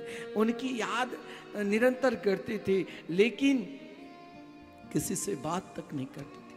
आज श्री कृष्ण ने उद्धव जी को कहा आप जाओ उद्धव, ये लो मेरा वस्त्र, अपना वस्त्र पहना दिया। ये लो उद्धव, जिस रथ पर मैं आया था वृंदावन से, ये रथ लो। उद्धव ने कहा फिर भी आप कोई पत्र मुझे लिख कर दो ताकि मैं राधा रानी को दूं, ताकि वो मुझे मेरे निकट एक पल के लिए उनकी कृपा हो जाए। भगवान ने उस पत्र में 2 भाव लिखा, श्री राधे दर्शन दीजय हो, श्री राधे दर्शन दीजय हो, चित नहीं चैन नैन भये व्याकुल, चित नहीं चैन नैन भये व्याकुल, कैसे जी हो, श्री राधे दर्शन दीजय हो। बिरह बिकल भई बाबरी डोलो, बिरह बिकल भई बाबरी डोलो, सुधिया लीजय हो, श्री राधे दर्शन दीजय हो, श्री राधे। बार बार कन्हैया मानो उद्धव जी की ओर एक नजर और एक नजर पत्र की ओर, ताकि हे श्री जी आप जरूर मेरे प्रिय, मेरे सखा ज्ञान के अभिमान में डूबे हैं, जरा इनको प्रेम के अभिमान में डुबा देना, ये प्रेमी हो जाए। फिर दूसरा भाव, कभी कभी क्या होता है, उस भाव में प्रेम को पहचानने के लिए भी तो उस प्रेम में कोई आकांक्षा नहीं होनी चाहिए, कोई इच्छा नहीं रहना चाहिए। एक निष्काम प्रेम में तो फिर जहाँ जो मिल जाए। यहाँ भगवान ने कहा उद्धव जी के ऊपर वैसे कृपा रखना। यहाँ प्रार्थना करने लगे भगवान, प्रार्थना की, हे राधे वृषभान सुते ललिते, मैंने कौन कियो अपराध तिहारो, काढ़ी दियो ब्रज मंडल ते, अब और हूँ दंड दियो कछु भारो, अपनों कर ले हूँ कृपा कर दे हूँ, कुंज कुटीर यमुना के किनारे, यह जिय जानी कृपा की निधान, भई सो भई अब बेगी समारो। भक्त के लिए कोई कामना ही नहीं रहना चाहिए, भक्त के लिए कोई इच्छा ही नहीं रहना चाहिए। वृंदावन में भी नहीं कहीं वास मिले तो यमुना किनारे एक छोटी सी कुटिया बनाकर वहाँ निरंतर श्री जी के नाम लूँ, यमुना जी की जल पीऊँ, मधुकरी मांग कर खाऊँ और निरंतर श्री राधे नाम रटते रहूँ और कोई इच्छा लेकर जाना भी नहीं वृंदावन। यहाँ पर उद्धव जी को वही भाव समझाया, उद्धव जी ने उस पत्र को ले लिया। देखिए आदि श्लोक में माता के वर्णन करते हुए भगवान जा रहे हैं और 3.5 श्लोक में उन गोपियों की वर्णन करते हुए जा रहे हैं। पत्र दे दिया, उद्धव जी को रथ पर बिठा दिया, फिर भी भगवान को आज चैन कहाँ। भगवान ने कहा हे उद्धव एक बार जरूर मेरी मैया को सुनाना कि हम मथुरा में हैं, मथुरा में रहकर भी मुझे उतना चैन नहीं मिले। मुझे याद है मुझे बाबा नंद बाबा उंगली पकड़ कर चलाते थे। हे उद्धव मेरी मैया से पहले तुम मिलना। उद्धव मैया से सुनैयो, उद्धव मैया को सुनैयो,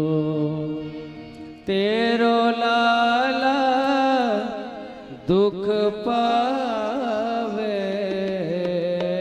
मैया को सुनैया उधो मैया को सुनैयो तेरो लाला दुख पावे मैया को सुनैयो उधो मैया को सुनैयो तेरो लाला दुख पावे मैया को सुनैयो उधो मैया को सुनैयो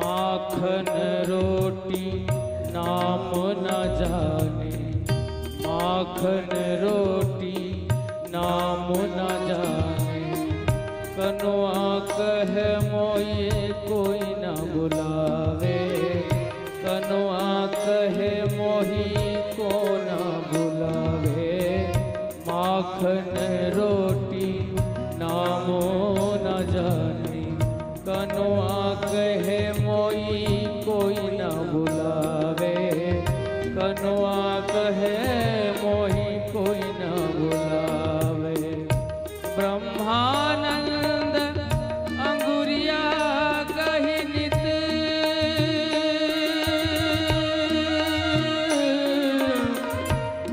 ब्रह्मानंद अंगुरिया कही नित पायन चलन सिखावे मैया को सुनैयो तेरो लाला दुख पावे मैया को सुनैयो उधो मैया को सुनैयो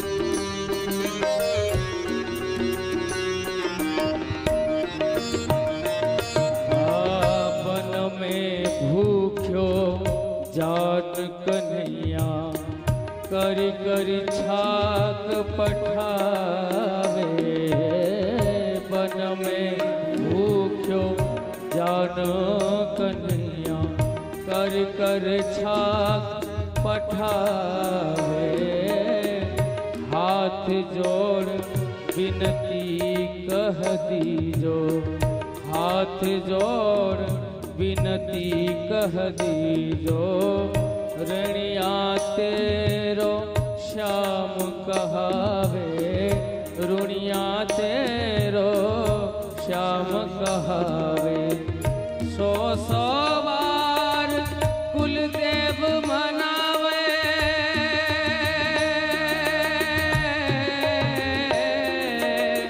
सो सो बार कुलदेव मनावे आवे गोपी देन उलानो मैया को सुनैयो हो तेरो लाला दुख पावे मैया को सुनैयो तेरो लाला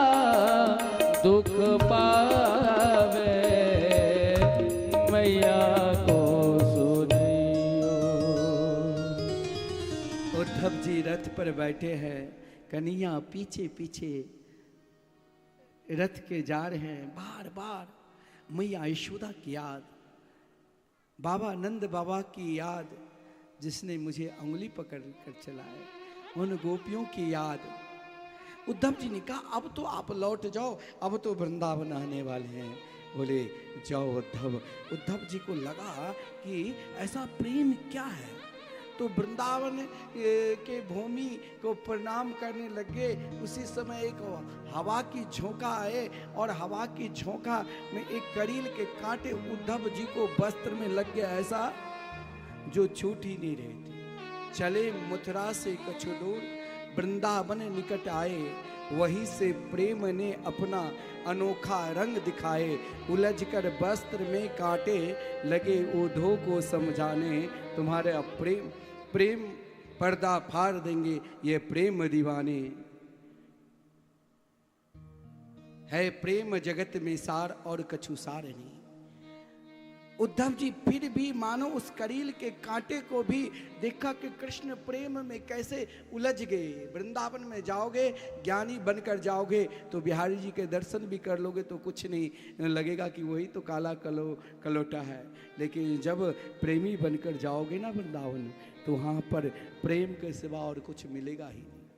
यहाँ कोई किसी से मांगने आ जाते तो पहले उसे 2-4 गाली सुना देते हैं, लेकिन ब्रज में आप मांगने के लिए जाओगे तो कहेगा आओ बाबा आओ, पहले और रोज आना, ये नहीं एक दिन आकर रोज आपको खिलाएंगे। ये ब्रज की प्रेम है, ये ब्रज की मधुरता है। एक बार हमने 84 कोस परिक्रमा निकाली तो बहुत लोग मिथिला के गए थे।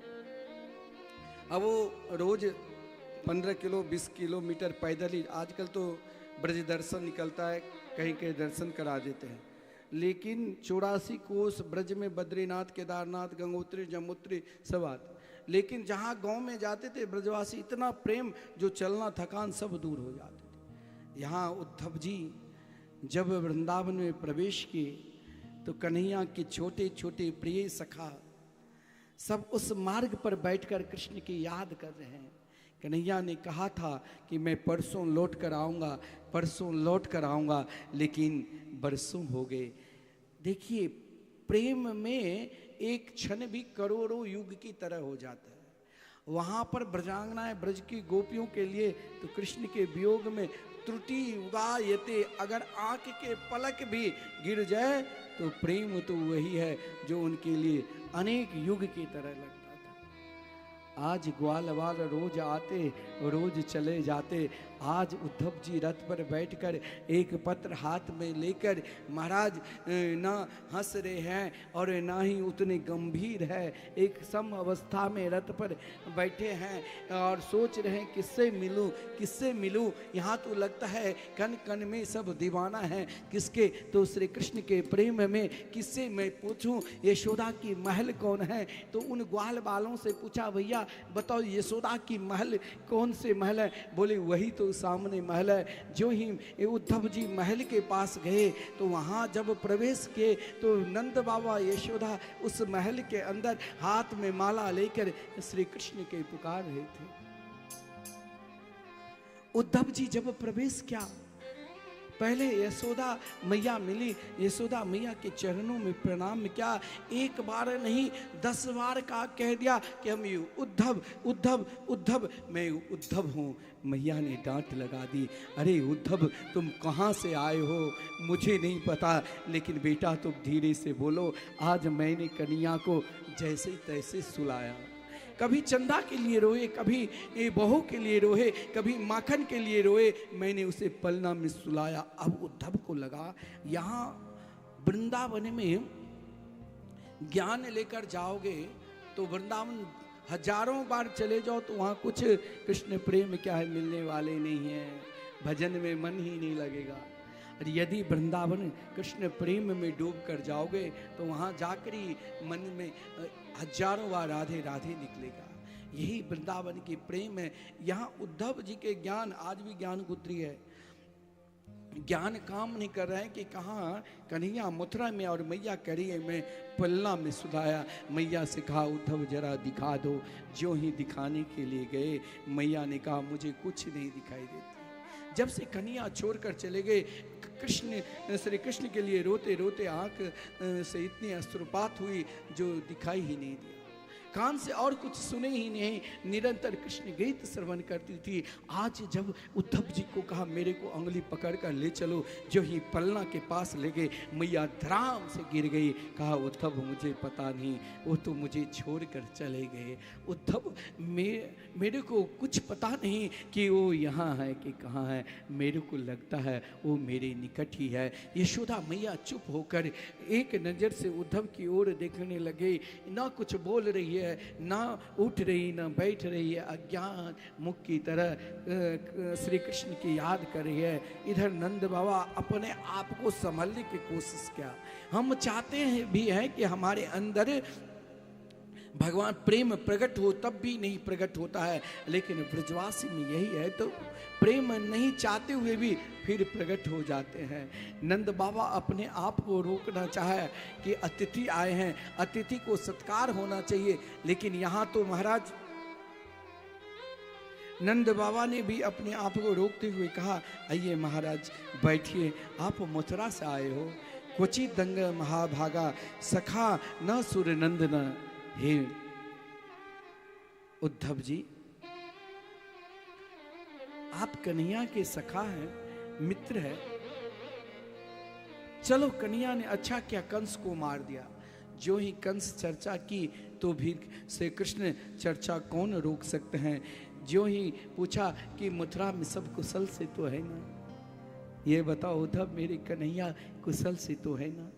क्या कभी अपनी मैया की याद नहीं करते हैं? क्या कभी अपने बाबा की याद नहीं करते हैं? क्या इन गोपियों की याद नहीं करते हैं? क्या जिन गौओं को चराने के लिए मचलते थे उन गौओं की याद नहीं करते हैं? देखो उद्धव, आज उनकी याद में यहाँ सब रोते हैं। क्या एक बार अपनी मैया से मिलने की इच्छा नहीं करते हैं? अब उद्धव क्या बतावे कि हमें तो वही भेजा है। फिर नंद बाबा ने फिर पूछा कि अगर याद करते तो उद्धव ये बताओ, मथुरा में रहकर अपनी मैया की कैसे याद करते? अप्यासति गोविंद, हे उद्धव याद करते होंगे तो एक बार तो जरूर बोलेंगे कि मुझे अपनी मैया से मिलना है, बाबा से मिलना है। क्या वो कभी कहते नहीं कि मुझे बाबा से मिलना नहीं है, मैया से नहीं मिलना है? अरे हमसे ना मिले, इन ब्रजवासियों से मिलने के लिए क्या वो कभी आएंगे? यहाँ पर उद्धव जी मौन, कुछ बोल नहीं रहे। उद्धव जी ने कहा कि बाबा वो तो जरूर हमें भेजा है आपको सांत्वना देने के लिए। कहा वाह, आपको भेजा है? क्या उसने यह कहा है कि हम अवश्य आएंगे? एक बार आ जाते उद्धव, वो तो कोई देवता ही थे, वो तो मेरे सौभाग्य देने के लिए ही मेरा पुत्र बना। हे उद्धव, एक बार आ जाते, मैं उसे निहार कर फिर से देख लेता और मैं अंतिम जीवन तक उनकी याद में बिता लेता। एक बार उद्धव बुला दो, एक बार बुला दो कि उनकी मैया की दशा देखो, मेरे दशा देखो। उद्धव, यहाँ सबकी ऐसी ही दशा बनी है, उनके ग्वाल वालों की आपने दशा देख चुका है। हे उद्धव, एक बार आएंगे कि नहीं? एक ही शब्द को नंद बाबा ने 10 बार कहा। अब कोई बहुत दुखी है तो उनके मन बदलने के लिए तो कुछ बोलना पड़ेगा। उद्धव जी ने कहा, बाबा आप कहीं घूमने के लिए क्यों नहीं चले जाते हो? जो बहुत दुखी रहता है वो फिर कहीं मन को बहलाने के लिए कहीं घूमने चला जाता। आप वृंदावन में कहीं और जगह क्यों नहीं घूमने चले जाते? कभी चले जाओ यमुना किनारे, कभी चले जाओ बंसी बट, कभी चले जाओ कालियदा, कभी चले जाओ गोवर्धन। नंद बाबा ने कहा, उद्धव ये सब मैं करके देख लिया। मैं जब यमुना किनारे जाता हूँ तो लगता है कि वो गौ बंसी बजाकर मुझे बुला रहे हैं कि बाबा देखो गौ मैया कैसे चल रही, घास खा रही है। जब मैं बंसी बट जाता हूँ तो लगता है वो बंसी बजाकर मुझे बुला रहे हैं। जब मैं कालिये दा पर जाता हूँ तो लगता है उस कालिये नाग के ऊपर वो तांडव नृत्य कर रहे हैं। जब मैं गोवर्धन जाता हूँ तो लगता है वो गिरिराज पर्वत को अपनी कंठ का उंगली पर उठाकर मुझे बुला रहे हैं, बाबा आ जाओ, बारिश हो रही है। मैंने सब कुछ करके देख लिया उद्धव, मैं एक कोई प्रयास छोड़ा नहीं, मैं तो बस एक ही प्रयास से, एक ही आस से जी रहा हूँ कि एक बार आकर वो मुझे दर्शन दे दे, ताकि मैं अंतिम जीवन तक उनके सहारे से जी लूं और मुझे कुछ ना चाहिए।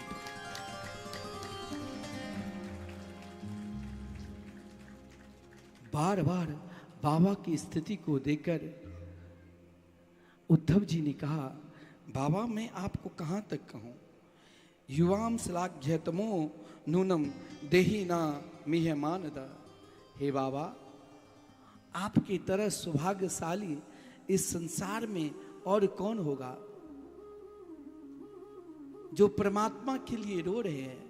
यहाँ उद्धव जी ने कुछ अपने ज्ञान का भाव प्रकट करने लग गए, लेकिन नंद बाबा के भाव में उद्धव के भाव शून्य हो गया। प्रेम का आगे जब आप कृष्ण प्रेम में डूब जाओगे तो वहाँ ज्ञान कहीं के नहीं रहेगा। यहाँ जो ही उद्धव जी ने कहा, बाबा आप बहुत बड़े सौभाग्यशाली है, आप जिसकी याद कर रहे हैं उसे तो ना कोई माता है, ना कोई पिता है, ना कोई भाई बंधु है, वो तो एक निर्गुण निराकारी ब्रह्म परमात्मा है, उनकी याद भूल जाओ।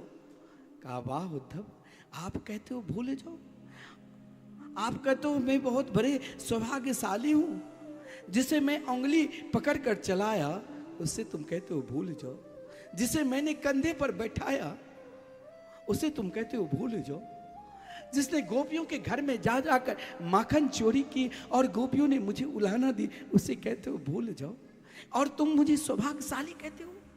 श्री कृष्ण जैसे पुत्र प्राप्त कर और उस पुत्र से वियोग हो जाना, उस पिता को तुम सौभाग्यशाली कहते हो। उद्धव, यदि तुम मुझे दुर्भाग्यशाली कहते तो मुझे प्रसन्नता होती। मुझ जैसे दुर्भाग्यशाली इस संसार में और कौन होंगे जो कृष्ण जैसे पुत्र प्राप्त कर और उससे वियोग हो जाना, ऐसे पिता को सौभाग्यशाली कहते।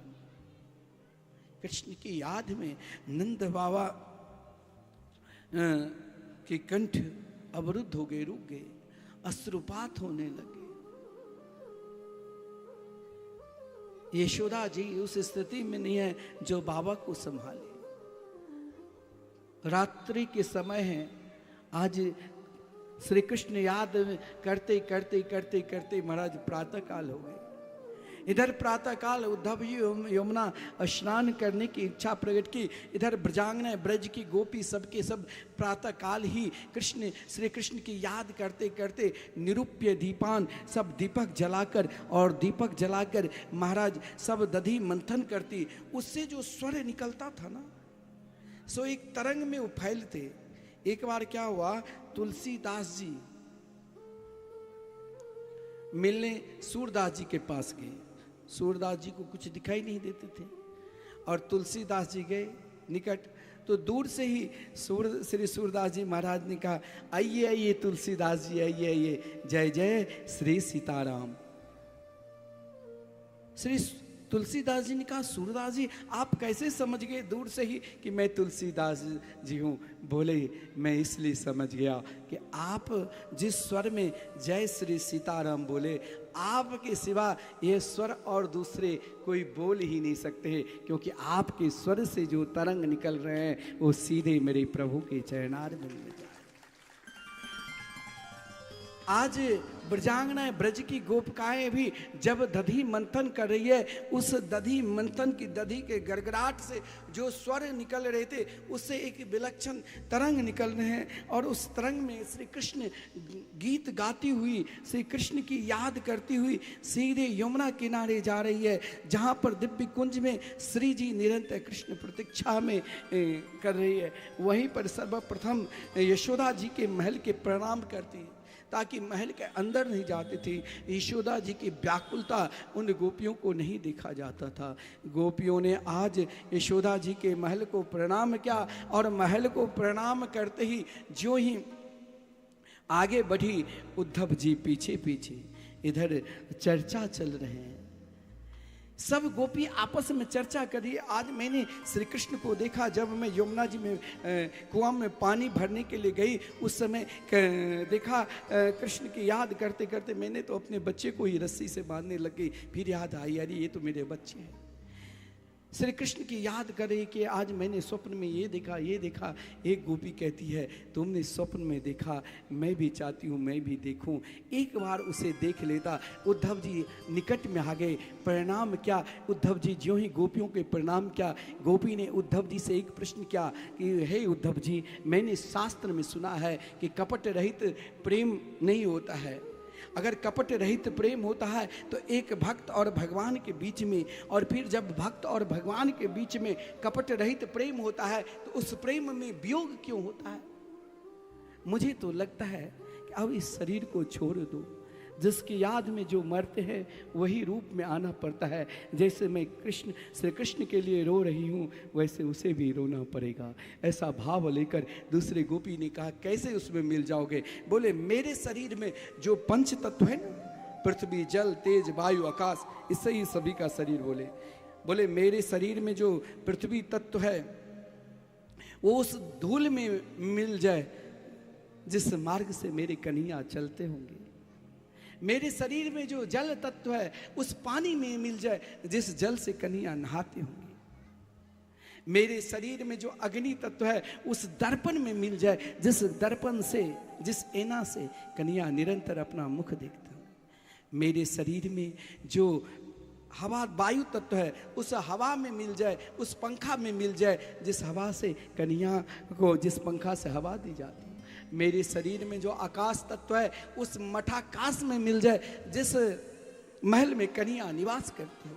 उसी समय एक कौवा उड़ते हुए जा रहे थे, उस काग से कहा, अरे अरे तुम मथुरा जा रहे हो, एक सम्माद लेते जाना, जाओ कन्हैया से कहना किसी मालिक के मकान में आग लग जाए और वहाँ पशु पहले से ही बंधा है एक जंजीर में, तो उस मालिक का क्या कर्तव्य है कि उस पशु को खोल देना चाहिए या वैसे बंधे छोड़ देना चाहिए। मानो कह रही है उन गोपी कि मेरे शरीर ही एक महल है और उस महल में एक आग लग गई है। कौन सा? तो विरागनी रूपी आग। लेकिन वहाँ एक पशु बंधा हुआ है, प्राण रूपी पशु। जंजीर कौन सा है? सांत्वना रूपी। कन्हैया ने कहा था कि मैं परसों आऊँगा। बरसों बीत गए। हे, एक बार जाओ और उनको जरूर समझाना कि हम निरंतर उनकी याद में पागल बने। जाने कब आएगा मुझे अपना बनाएगा, मेरे आंसू पूछ कर मुझे गले लगाएगा। आएगा मेरा सांवरिया, कब आएगा मेरा सांवरिया, कब आएगा मेरा सांवरिया, कब आएगा मेरा सांवरिया। जाने कब आएगा मुझे अपना बनाएगा, जाने कब आएगा मुझे अपना बनाएगा, मेरे आंसू पूछ कर मुझे गले लगाएगा, मेरे आंसू पूछ कर मुझे गले लगाएगा। कब आएगा मेरा सांवरिया, कब आएगा मेरा सांवरिया, कब आएगा मेरा सांवरिया, कब आएगा मेरा सांवरिया।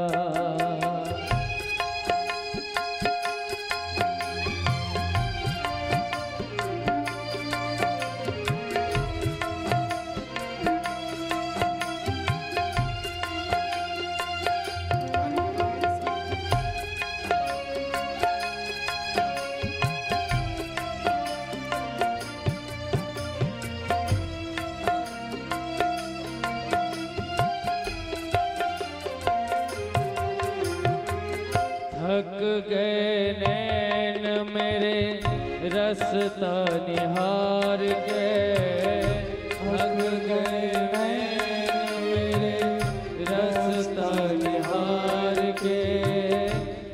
प्यासी प्यासी अखियों में सपने बहार के, प्यासी प्यासी अखियों में सपने बहार के। जीवन बन जाएगा जब कान्हा आएगा, जीवन बन जाएगा जब कान्हा आएगा। मेरे आंसू पूछ कर मुझे गले लगाएगा, मेरे आंसू पूछ कर मुझे गले लगाएगा।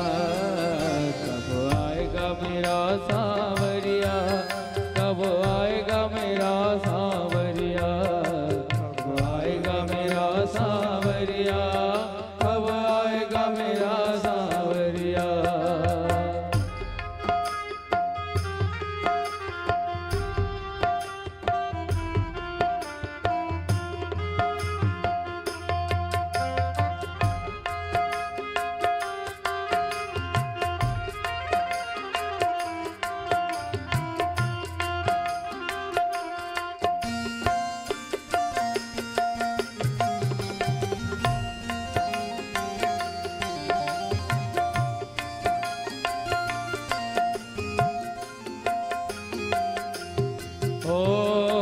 तुझसे उम्मीद मुझे तेरा ही सहारा है, तुझसे उम्मीद मुझे तेरा ही सहारा है। ओ निर्बल गरीब हूँ मैं, कोई ना हमारा है, निर्बल गरीब हूँ मैं, कोई ना हमारा है। कब तक बहलाएगा, कब तक तरसाएगा, कब तक बहलाएगा, कब तक तरसाएगा। मेरे आंसू पूछ कर मुझे गले लगाएगा, मेरे आंसू पूछ कर मुझे गले लगाएगा। कब आएगा मेरा सांवरिया, कब आएगा मेरा सांवरिया, कब आएगा मेरा सांवरिया, कब आएगा मेरा सांवरिया। श्री वृंदावन विहारी लाल की जय। जय जय श्री राधे। उद्धव जी ने श्री जी का दर्शन का सुंदर दिव्याति दिव्य श्री जी ने उद्धव जी के ऊपर कृपा की। एक रूप से उद्धव जी ब्रज में ही निवास के, एक रूप से मथुरा आए। वहाँ गोपियों की चरण धूल को बार बार अपने मस्तक पर लगाकर पुनः मथुरा आए।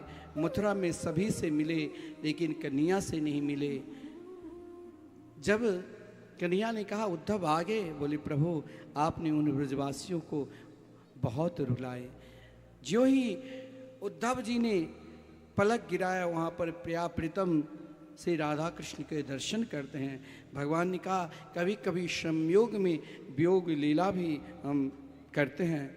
यहाँ पर महाराज भगवान ने कुब्जा के घर भी गए, अक्रूर जी को हस्तिनापुर भेज दिया। इधर कंस की पत्नी अस्ति और प्राप्ति दोनों रोती हुई बिलखती हुई अपने पिता जरासंध के पास पहुँचे।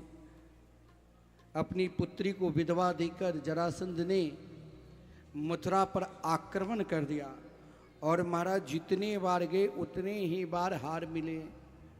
23 अक्षौणी सेना साथ में लेकर मथुरा पर आक्रमण किए, लेकिन सब बार 17 बार बलदेव भैया उसे मारने की कोशिश करते थे, लेकिन श्री कृष्ण रोक देते थे, इसे मत मारो। अब की बार 18वें बार प्रयास निरंतर करना चाहिए।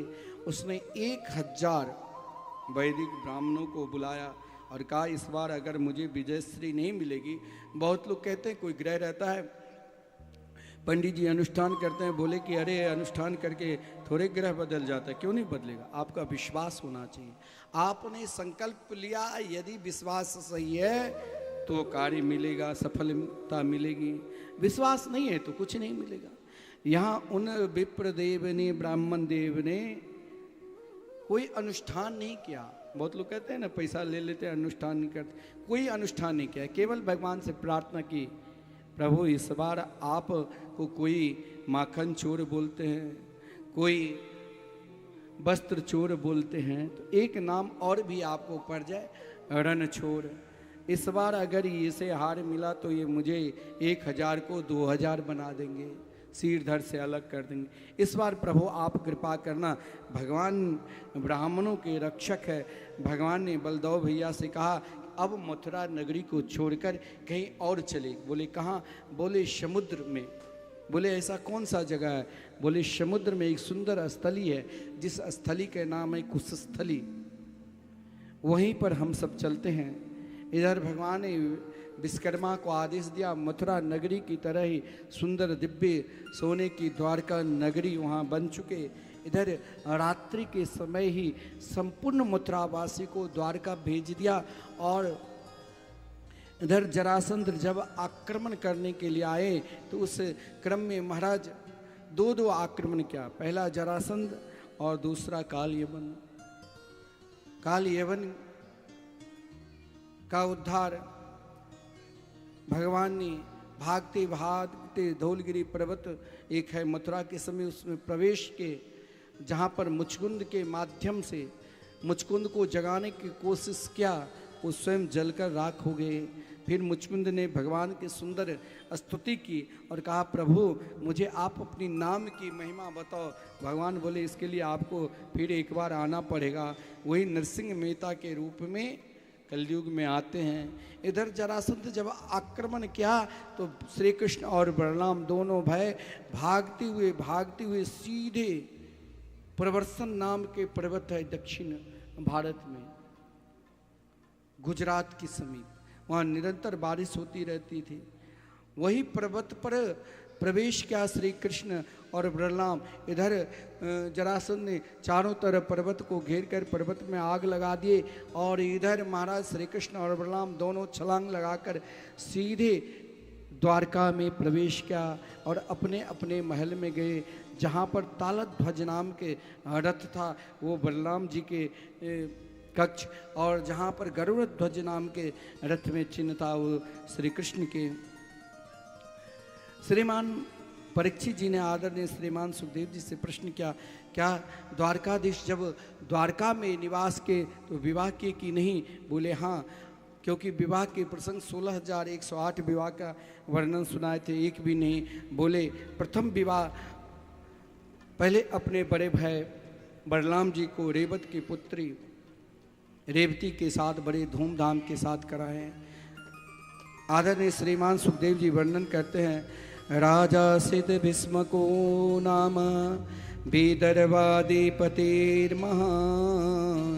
तस्य पंचा भवन पुत्रा कन्यका च वरानना।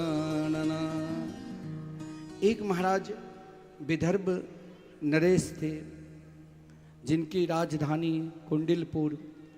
महाराज भीष्मक के नाम से विख्यात थे। महाराज भीष्मक की पत्नी ज्ञानवती, जिनके 5 पुत्र थे और एक कन्या, जिनके बड़े पुत्र का नाम है रुक्मी और पुत्री का नाम है रुक्मिणी जी। महाराज भीष्मक बेटी के लिए, किसी के घर में बेटा ही बेटा है तो बेटी के लिए तरसते हैं। महाराज भीष्मक ने भी बेटी के लिए अनुष्ठान किया, क्योंकि बड़ा पुत्र बहुत दुष्ट दुराचारी पापी हो गया था।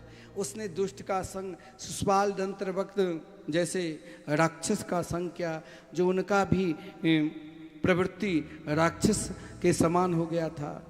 इसीलिए महाराज भीष्मक ने अनुष्ठान की जगदम्बा के, और स्वयं एक दिन प्रातःकाल ब्रह्म मुहूर्त में जब समुद्र के किनारे गए स्नान करने के लिए, एक सुंदर सिंहासन पर अष्टभुजी कन्या महाराज भीष्मक ने सुंदर स्तुति की। वो साक्षात जगदम्बा लक्ष्मी थी और महाराज देखते ही देखते छोटी सी कन्या हो गई और महाराज भीष्मक ने नाम रखा रुक्मिणी जी। और अपनी पत्नी से कहा, लो ये पुत्री आ गई।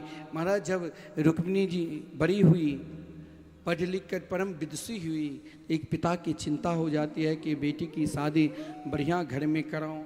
और इधर बेटा महादुर्दांत, किसी को कुछ नहीं चलने देता था। उसने अपनी बहन के विवाह चेरी नरेश सुषपाल के साथ बिल्कुल बात भी कर लिया, किसी से पूछा नहीं। ये सूचना किसी के माध्यम से रुक्मिणी जी को मिली। और इधर रुक्मिणी जी को जब सूचना मिली तो उदास हो गई। उसी समय उस कक्ष में एक पुरोहित जी, पंडित जी रोज आते थे, ज्ञानदेव नाम के, जिसे रुक्मिणी जी स्वयं अपना धर्म रूपी पिता मानकर निरंतर प्रणाम करते थे, आदर करते थे। आज पुत्री को उदास देकर कहा, पुत्री तुम उदास क्यों हो? रुक्मिणी जी ने सब कुछ बता दी। कहा, लो पत्र, मेरे प्रभु द्वारकाधीश बहुत दयालु है।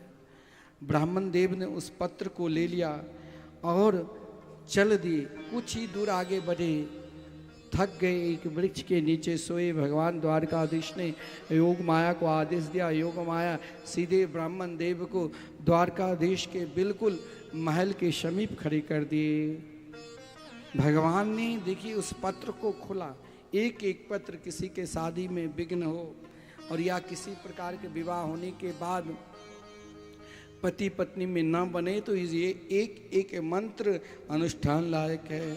रुक्मिणी जी के पत्र जब खोला तो उसमें सर्वप्रथम नवदा भक्ति का प्रथम जो चरण है श्रवणम, तो रुक्मिणी जी ने कहा, मैंने सुना। भगवान को प्राप्त करना है तो पहले उनकी कथा सुनना है। रुक्मिणी जी कहती है, श्रुत्वा गुणान भुवन सुंदर शृण्वताम ते निर्वेश कर्णम विवरे हरतोंगतापम रूपम दृशाम दृशिमता अखिलार्थलाभम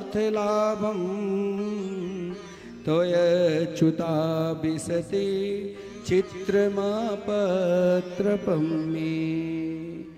भगवान को प्राप्त करना है तो पहले सुनो।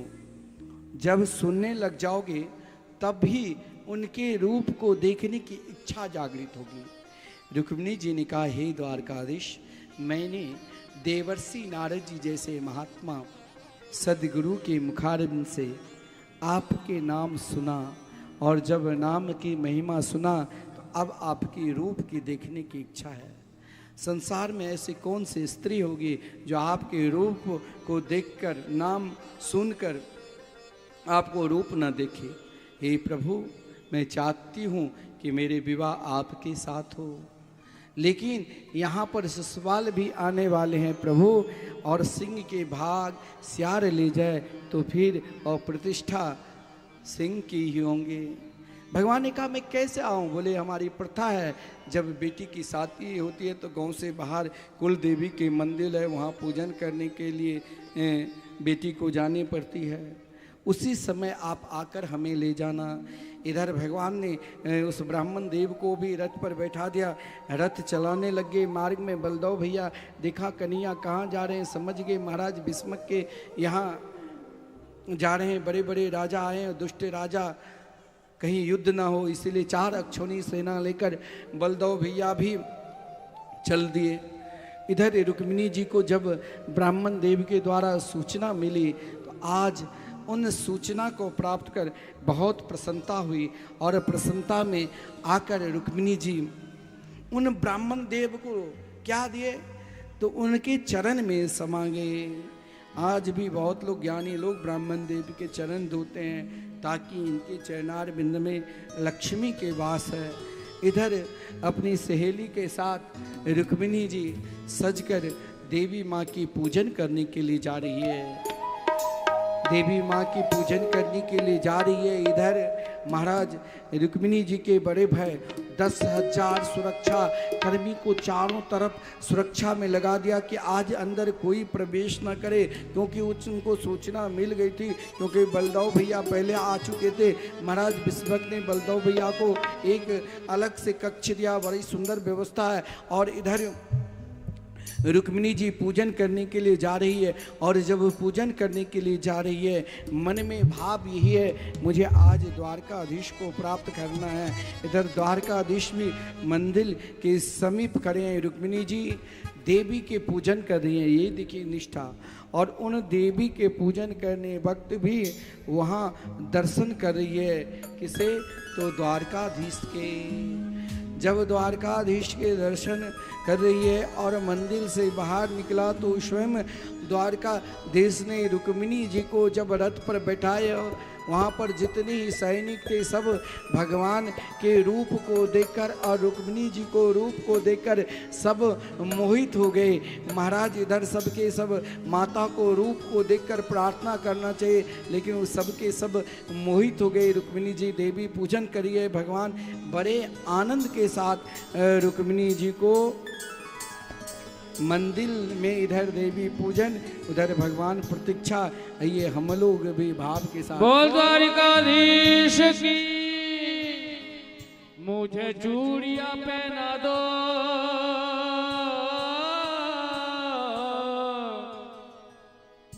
है मुझे चूड़ियां पहना दो, मुझे घुंघरू पहना दो, मुझे दुल्हन बना दो मेरे श्याम की। मैं तो रानी बनूंगी ब्रज धाम की, मैं तो रानी बनूंगी ब्रज धाम की, मैं तो रानी बनूंगी ब्रज धाम की, मैं तो रानी बनूंगी ब्रज धाम की।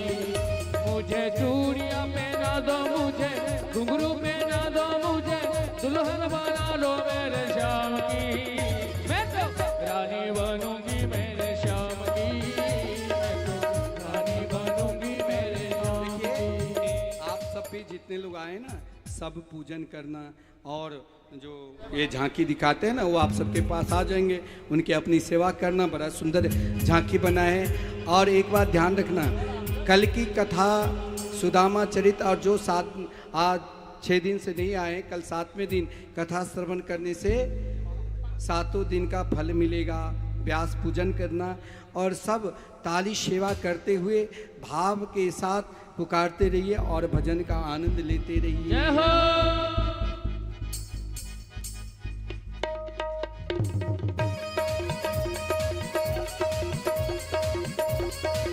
रुक्मिणी मंगल भगवान की जय। पीछे वाले दोनों हाथ निकालिए उनके साथ।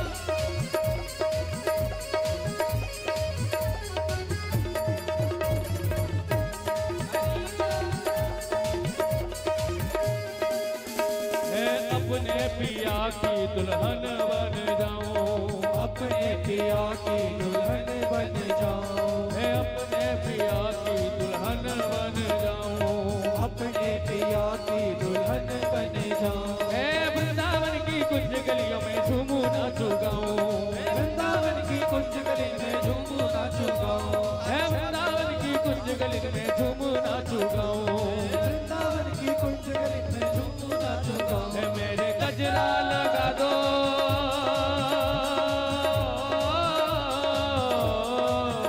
मेरे गजरा लगा दो, मेरे गजरा सजा दो, मुझे मेहंदी लगा दो मेरे श्याम की।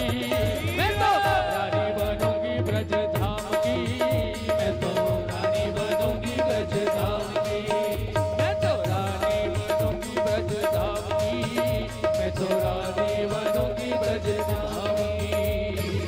सारी सेवा करते रहिए सब भाव के साथ।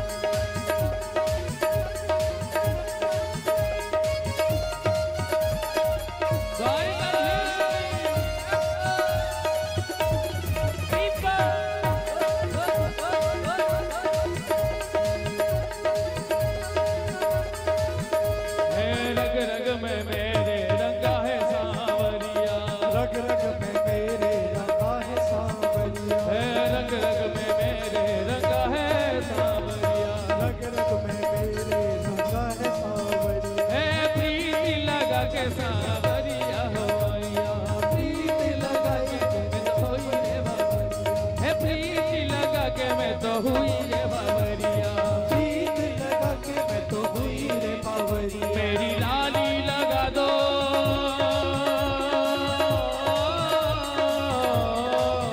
मेरी लाली लगा दो, मेरे बिंदिया लगा दो, मुझे दुल्हन बना दो मेरे श्याम की, मैं तो रानी बनूंगी ब्रज धाम की, मैं तो रानी बनूंगी ब्रज धाम की, मैं तो रानी बनूंगी ब्रज धाम की, मैं तो रानी बनूंगी ब्रज धाम की।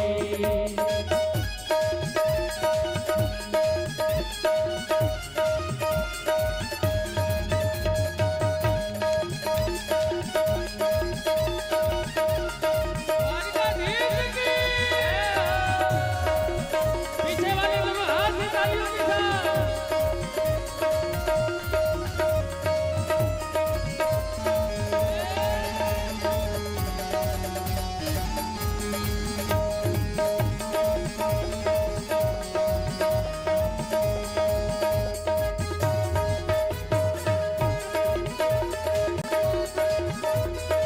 एक एक आइए, एक एक, ऐसा नहीं उठिए फिर आप सब बैठिए अपने, एक एक आइए, या आपके पास आ जाएंगे जो झांकी वाले हैं वो आप आ सभी जाए, अपने अपने स्थान पर बैठ जाइए। और- झांकी वाले आपके पास आ रहे हैं, सबके पास आएंगे। आएंगे, अब और बैठ भी जाइए। लोग पीछे हैं और बढ़िया भजन का आनंद लीजिए। 2 भजन का गाइए और फिर आरती के दर्शन करेंगे।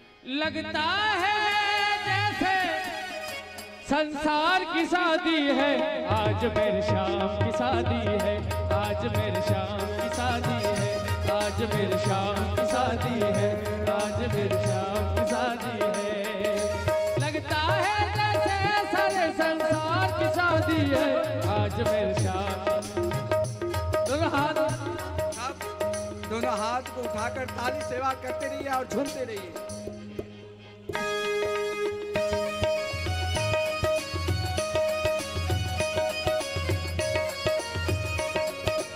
द्वारिकाधीश की जय।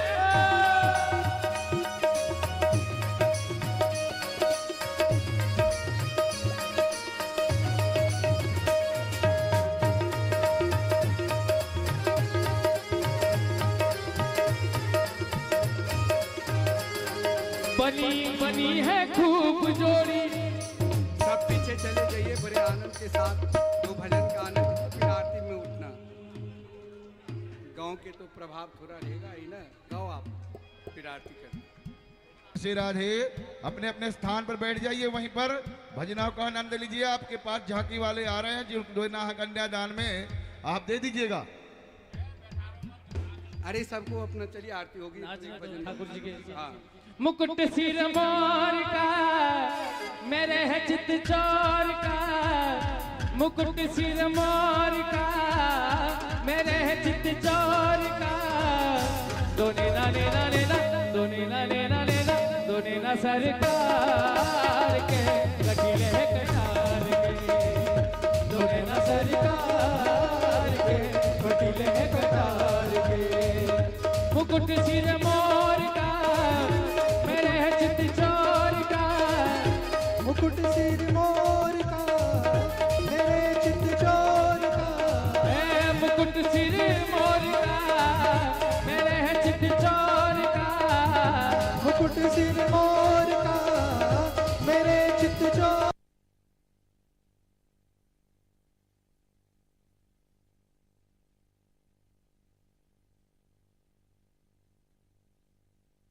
सरकार के कटिल है कटार दे।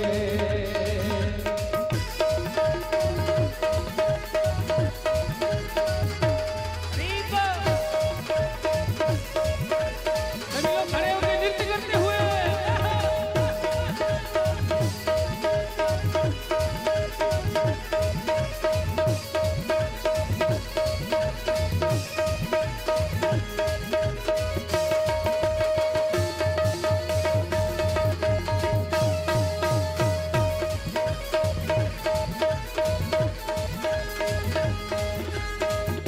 कमल लजाए तेरे नैनों को देख के, कमल लजाए तेरे नैनों को देख के, कमल लजाए तेरे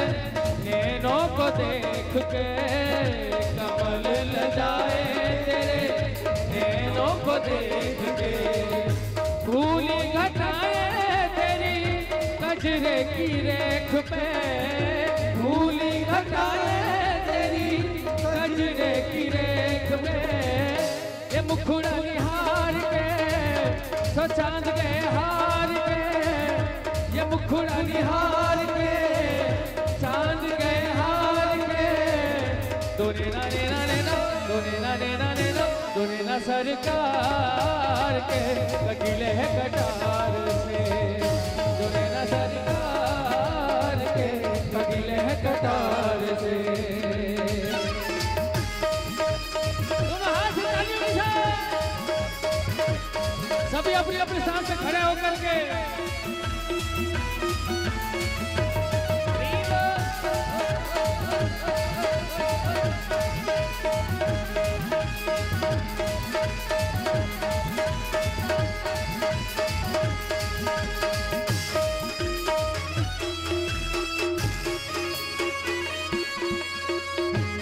सभी नृत्य करते हुए ठाकुर जी के साथ।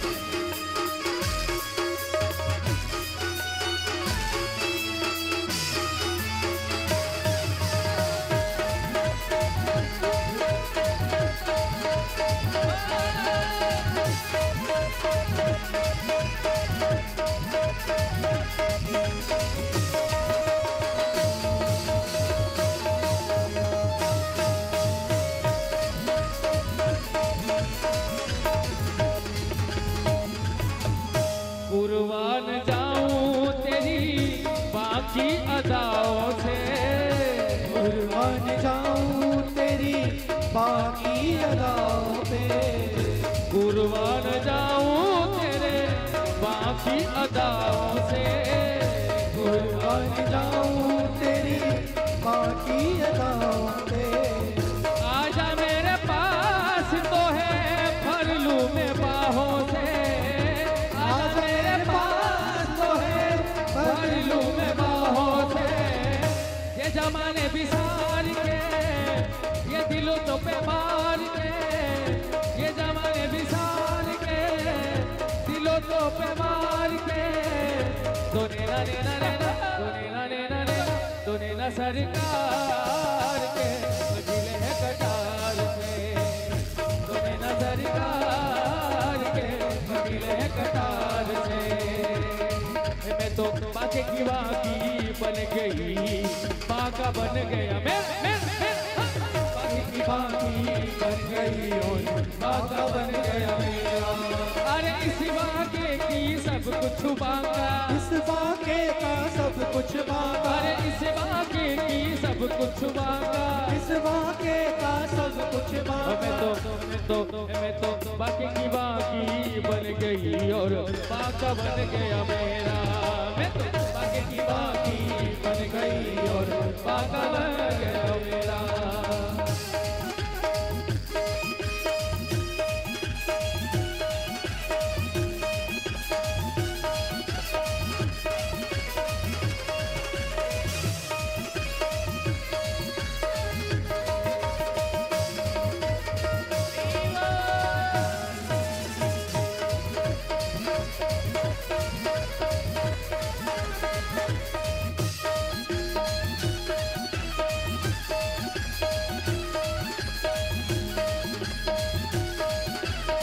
ऐसे नहीं, पीछे वाले दोनों हाथ।